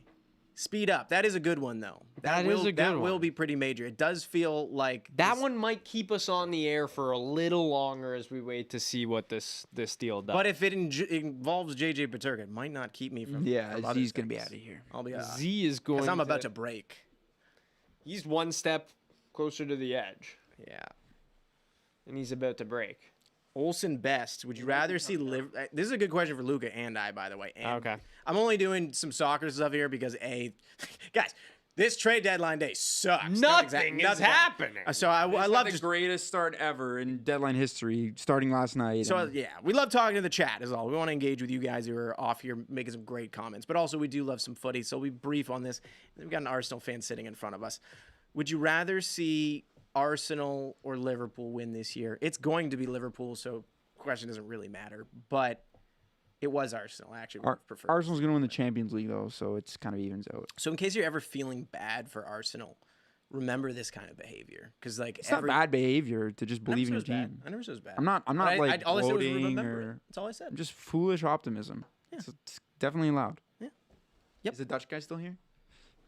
Frank, if you're there, let us know. 7-1. That's what. Yeah, it's raining goals in Netherlands this week, I saw. So make sure everyone's okay. Order some Chipotle and get comfortable, guys, says Abe. We might do that when we're preparing for whatever our post podcast is. Oh, it's definitely a Chipotle day. I'll say that Maybe. right now. That's always good. Vincent says German connection with Stutzla. That would be fun for you guys. I get it. Yeah, that would be really cool. Why don't you give us Stutzla? We enjoy that. How's that sound? Why don't you have cousins for Stutzla? How do we redo that? Now you sound like the chat making trades. Just, Yeah. That's When have I not? you've Thomas? become the chat. When have I not? And you can say, hey, if you ever feel bad for the Sabres fans, remember this. Yeah. Well, everyone always feels bad about Sabres fans, so Shut up. Chipotle is garbage food, says Jeffrey. You know, they're the most Really? consistent though, as far as just being like the floor is just in the middle. Floor is so high. It's a high floor. It's a high floor. It's not a high ceiling. but a high they're the floor. LA Kings. That's rude, but yeah, Why? that's true. They make the playoffs every year. Yeah. It's Cousins. People keep saying. Can we verify any of this? Luca, I've got can you- nothing. I've got nothing yet. Can I'm you working. Can you lightly I'm whelm working us? the phones. Can you I read have to us? nothing. Can you read This- to us this in Luca, a read the excited trade. voice, This is Lucas please? reading the trade. So Guys, I've got nothing. Cousins and Paterka and a first. I've got nothing right now. I have absolutely yeah, nothing. I've got nothing. The reverse war chest. They're giving it all up. The Sabres are like, everything we have of value, plunder the booty. Just take it. It's ours. No one even question. Yeah, where are they seeing the Cousins stuff? I haven't seen anything. Yeah, I don't know why people keep saying that. So it's from a looks like a local Buffalo reporter. Who is it? Chad? Yeah. I don't know this, Chad. He just said, I believe Cousins may be going to Ottawa. He believes. He believes. If I believe it too, then We wait for our official sources, and that Please is don't the be- TSN. it's crazy how Twitter sources. works because then he writes, I believe Cousins may be going to Ottawa. So it's And Rory's- purely speculative. And then the tweet underneath, I say, breaking, Dylan Cousins to Sens per Chad. And he gets sourced. But Rory's saying something else in the chat. It says Cousins for a bowl at Chipotle, so we have to consider such things. Ooh. If all you guys with that. getting your Barbacoa. flags out for Stutzla and JJ, might have to keep those. Okay, so what do we think though? Like, break it down early here. Cousins for Norris. I like the swing for Ottawa. If I'm going to be honest, Z, and maybe close your ears here, I don't really know what the Sabres are doing. I thought Greenway was $4 million, seems a little much. Zucker, yeah, he's nice to have, but is that taking us to the playoffs next year? I don't really think so. I think Dylan Cousins is a really good player. I get it's not working, but he's got so much term left. This does not feel like a deadline day move that you make. This feels like a July 1st. Let's reevaluate our roster. Let's see what other options are there for us now. We're more so limited because it's the trade deadline now, what we can and can't do. I don't know. I don't know what they're doing. I don't know what they're doing. So it's a really interesting one because both players seem, and Cousins has had the more successful NHL season between both him and Josh Norris, but it also just seems like both players have kind of, aside from that 1 year from Cousins, have not lived up to the expectations that were kind of placed on them. Which feels unfair for Norris because in small unfair sample for him. sizes before injuries, he's looked good. been good. So you know what? Maybe I'm completely wrong, and maybe it's just like two changes of scenery for two young players that maybe haven't hit the heights we've expected, and it works out. Maybe. Potentially. But that still doesn't change my mind on the Greenway and Zucker's fine, but I'm just gonna say this in regards to both of your sentiments on the Zucker and the Greenways and the things. I disagree, but I agree at the same time, all in this way, because I think it's very complicated. When you're a team like the Sabres, where things go so poorly with what you have, there's so many different problems that are created that teams that are successful don't have to deal with. And that's one of them, where suddenly you have role players who now get bumped to another level of how much they're making because they seemingly are the only people on your team who are effective in that role that they're playing. They get overvalued. So it sucks. But at the same time, you're kind of like, well, these guys are helping us at the very least do something. They're doing their thing, and maybe we can build something around them. But the problem obviously becomes that you're raising this floor of everyone who wants to be a role player on your team, I guess I can make that. Yeah. That's how much I can make. I am in no way against them signing Greenway and Zucker, and I get from an outside sentiment why you wouldn't be excited about that. But at the same time, from watching them play, I'm like, no, I want them there next year. Yeah. And because they're never that close to the cap anyways, I don't care how much they make every year. You know what I mean? It's just, it sucks because the whole point is you're supposed to be building. And when those guys are making that number, how could it not make it more difficult even in the free agency market when someone can just point to your team and go, well, if you're paying him that much, you know what I've done on another team, and now I'm going to want a lot more than that. Yeah. You're creating new problems. That's the part that I think sucks with all that. That's all. That's fair. Cousins center, right? Yep. Yeah, so basically they're just based on lineup projections and things like that, they're potentially swapping just second line centers. Which could be the boost that Ottawa needs Yeah. to try to get over the line and make the playoffs. I like And it it from could be the resurgence that both the players need. yeah. I mean, when Norris has been healthy, he's proven that he can be a pretty consistent 15+ goal scorer in the league. He's got 20 this season, had 35 when he was in his best season. Cousins, on the other hand, probably more of a playmaker. So playing with Drake Batherson, that might be an interesting kind of combination there. And both of them being locked up long term, I do like this for both teams, honestly. Like, I think this really could be a nice, like, buy low move for both teams on just swapping out players that have different styles and seeing if they fit better with different pieces around them both. I do have a hard time believing, like, that if you were trading Dylan Cousins either now or in the offseason, that, like, if he is involved in this trade, I'm like, it feels like there were other options out there that were reported earlier on that I would have been more excited about. Really? Just because of Josh health Norris? concerns, man. Like, that's all. The health I'm not concern saying the aspect of talent. it for sure. It's just like, no, that's fair. a real thing. Like, He's not never a video. played more than 70 games in a season. Like, that's tough when you're giving up a guy that is younger, has had a better NHL career to this point, as far as just like his best season is better than any of Josh Norris's best season. So like that's definitely something to take into consideration when talking about it. It's a tough one. You know, we said we were going to go off the air at 11 a.m. We cruised right by that, and, you know, it's tough because, you know, we went to having some fun here with the chat and just chatting. Well, when trades happen, there's always conversation. Exactly. You can always just go there. It's almost as if teams should just do this I know. to entertain us, I keep just looking and you're not finding. all right, let's see. So we got something from Emily Kaplan here of ESPN. Whoa. Here are a few things percolating ahead of 3 p.m. It's just like a little rundown tweet here. Canes have deal in place to send Rantanen to Stars if he agrees to extension there. Rantanen and Dallas talking again today. Not sure what Brad Marchand's future holds. Boston definitely talked to teams yesterday, but we know Marchand wants to stay in Boston. Ryan Donato and Kyle Palmieri continue extension talks. Both could be traded if not done. Scott Lawton is next top center available. Asking price from Philly remains high. No guarantee he goes. Wow, that's brutal. New Jersey still in the market for a center scoring depth. So New Jersey doesn't care about their injuries. They're still trying to make something out of it. Which is fair. That's if fair it's a to the move, team. Yeah, it's fair because you want your guys to have experience and start playing meaningful games still, and also next year exists. For sure. So For sure. If they're not They get rentals. someone with term too, like Yeah. And then her last note, as always, keep hearing, watch out for Vegas. wow. Damn. I wonder if that's just like feelings of past experiences, or if Potentially, that's or actually like legit, what- like they were planning something. Maybe And they're getting near then- Carlson, which would be cool. We have a little kind of mini Buffalo in a reply where someone asked her, what have you heard about New York Rangers and Paterka? And she said, hard to No. say. No, Kevin Adams is trying to do something big. And I heard Paterka's name out there yesterday as a likely candidate. But I got crickets when I checked on Rangers' side. Maybe a Lafreniere. If it was like a laugh for Paterka kind of situation, which there need to be more for the Rangers, obviously. Yeah. Imagine in 1 year, Lafreniere, Kako, and Hedl all gone. Like there was that was that kid line for the Rangers, and then just in the matter of a couple months, it just has not worked I out. feel like most fan bases, they'd be like, damn, that really sucks. We had someone going there. They really helped us.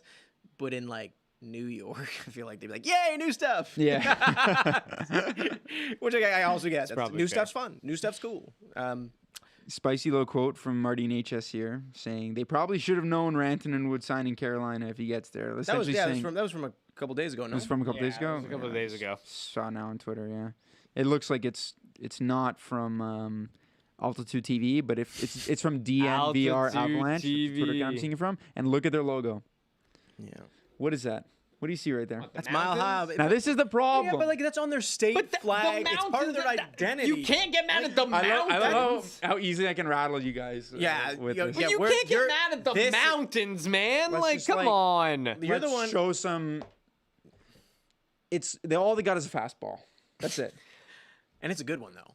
If One trick pony. State of Colorado, one trick pony. it doesn't matter. I If disagree you're- with if that you're- completely. If you're a closer and you got that pitch, use it. That too. Closers aren't franchise pitchers. Mariano Rivera.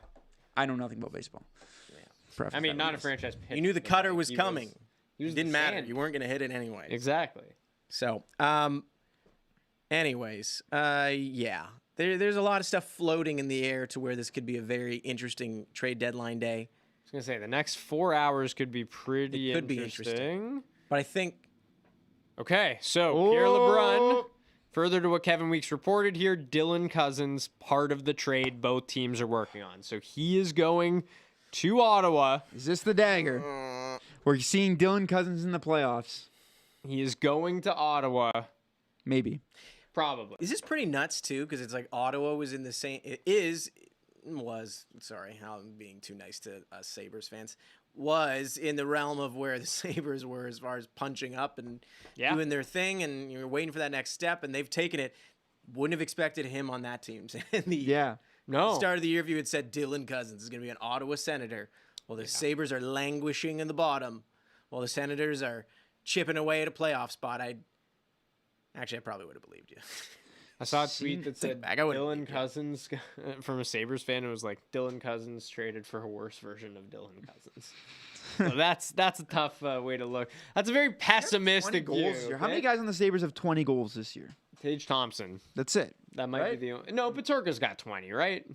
I just can't believe it's just Took sucks. on the Rangers though. It sucks when your team sucks for this long because it just puts you in such bad situations where this is what you're dealing with. Where I'm not someone to call for people's jobs, and I never will. But like the Kevin Adams stuff, it sucks because you're like, this can't be the best, is it? That's the best we got. Yeah, that's the best we've had. Because that's all that's happening. You signed him to be a massive part of your deal or your future rather, and probably thought you got a steal with that number, and now it's is he just $5 million? No, $7 million. No, He's got 5 years left. That's $7 million. Think so?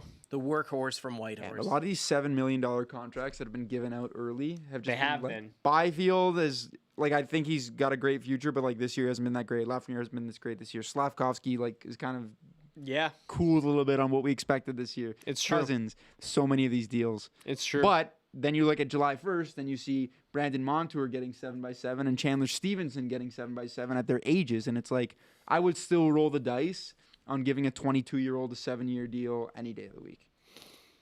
So I'm curious of what other Sabres fans feel like this. So before we dip out of here, I really like Josh Norris still. Like I it's not that I don't like him. It's just when you're looking for pieces to help the Buffalo Sabres right now, you need more of like a sure thing, and that also includes health.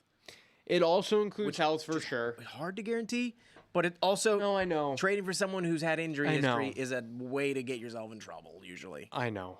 It's true, and that is definitely like a nerve-wracking part of it. But like I think if Josh Norris is healthy, that second line center spot with his goal scoring ability and his defensive play can make him like a really good, reliable two-way forward where I think, again, if he stays healthy, you'll be looking back at this trade and being potentially pretty happy about it. I think Sabres fans all might be feeling the same way. They seem mixed, but it's the mood on Cousins has been so low.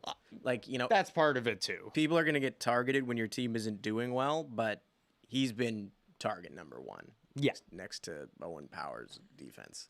But like it's the thing that gets mentioned the most. So yeah, they seem split. Some people are like, I wish we could have got more. And other people are saying, I would have traded him for anything. So they're excited about the prospect of Josh Norris. Not literal prospect. That's fair. But yeah. That is fair. There might be. At least he's still young, like for sure. Because I always 25 years old. To me, it's always hard to part with a player like Dylan Cousins because it's like you don't know 7th overall. Yeah. You feel like he had this crazy high ceiling, and now part of you just feels like, oh, we're gonna trade him, and he's gonna go on to hit that ceiling elsewhere, which is the worst thing to watch. And I don't have to tell you that because it's happened a lot with Buffalo. Yeah. But at least you're getting someone in return with a similar profile of like untapped potential. So.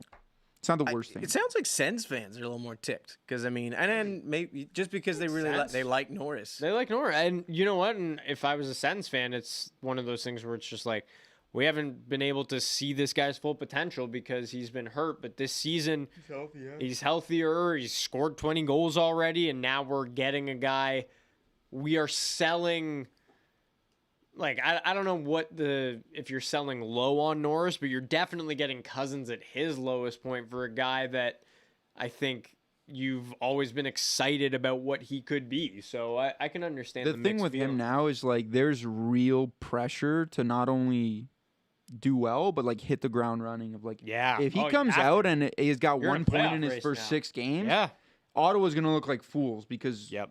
yeah, they need every single game is crucial to pick up these points. They've got 20 games left in the season, and that could be it. Yeah. And now if you don't make the playoffs, I think it's like it kind of just feels like this colossal failure for the Senators because that's and that's I think this is that's not kind of unfair. This is not the swing that I would have assumed they would have taken today for sure. Sen- If I I feel was like a they- Senators fan, that's not what I They would would have just wanted. added to what they already had, and Not maybe just taken. given up picks. Totally and, like, agree.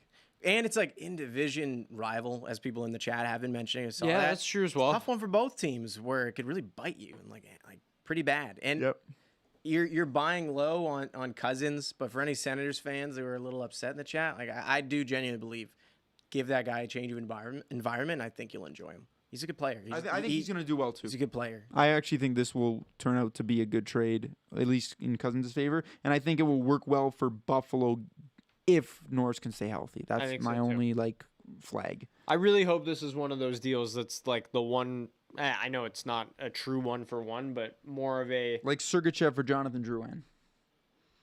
I'm just kidding. That was a terrible trade. It just did not work out. How about Bad Anthony Beauvillier to Washington? I feel like Anthony Beauvillier gets hasn't, traded every single year on the deadline. Has not been confirmed yet, but we're just waiting on our guys for that one. Yeah, But but I'm- I mean, I'm there's seeing that out multiple reports, so I mean, we can discuss it as a possibility. We can discuss this as a possibility. I mean, it's one of those moves where I guess we were talking about Washington and we were saying there's no need to really make any changes to your top 6. This doesn't change your top 6. It gives you a player that can play in your bottom 6, probably on your third line. That look, I think Anthony Beauvillier is a solid player. Yeah. When he came over to Vancouver last year from the Islanders, or when last year, 2 years ago from the It was Islanders. in the Horvat trade, right? The Horvat trade, and he hit the ground running really quickly with them in point producing. So I think he can add a little bit of offense, but for a bottom 6 forward, that's a nice swing for Washington. I'm just laughing more. Kyle's consistently provides some laughs here. Some struggle bars on the last one, but I still laugh. Cousins enough for the Sabres to turn it around. That was a weak one, but you still got to laugh out of that one. I don't even know what that means. Enough. Wasn't saying cousin, and he's added an S and a T, but it doesn't really work. Kyle, let's try and take this a little bit seriously. Kyle, you're on the stage here with Can us. you at You least- pretty much had a seat. Can you at this whole least time. pretend that this is a serious thing, just a little bit? Ah, yes, the trade possibility show. You're not wrong. Oh, Barry, you're dead. We're dead, and I think we're dead for the hour for the next little while. I think this is where we're gonna end our live stream for now. We will be back later. We appreciate you being here. We will have a video later, kind of summing up the best moves that either happened or the things that we think should have happened. We'll see as this all plays out. So before we go, we got the return for Beauvillier. It's a 2nd-round pick to the Penguins for Anthony Beauvillier. So any Penguins fans out there looking for a bit of a return and looking to sell off some assets, not bad for a third liner. And for the Caps, again, a bottom 6 guy that will add some stuff. He can score a bit. Kyle says he's dropped the shovel. And Kyle, I disagree. You made us laugh, so Thank we you, appreciate Kyle. you. Thank you, Thanks, everyone. Kyle. And that everyone in did. the chat. We appreciate everyone commenting. There's that's easily the best part of all of this. We've enjoyed all of the commentary in here. It's fun to get your opinion because the only thing that makes any of Trade Center and Trade Deadline Day and all of this from our side here in this little room palatable, it's weird banter because this day's nonsense. Maybe Rantanen. Maybe Randy gets it. I heard it's inevitable Yeah. and imminent. Imminent is what you said. Imminent. Your Chipotle orders people wanted to hear before we left. Oh wow. That's not an interesting thing. I'm sorry. The only reason I avoid that so much is I'm so plain. So I'm gonna get a burrito and some chips. I'm gonna Not get sexy. a nice burrito bowl and some chips as well. Comments always get me. You guys got something more important on today? Someone asked. No, but yes, because we'll have a video wrapping all this up, and to do that, Yeah. we got to get out of this room. So we appreciate you. We'll see you later. Thank you for joining us.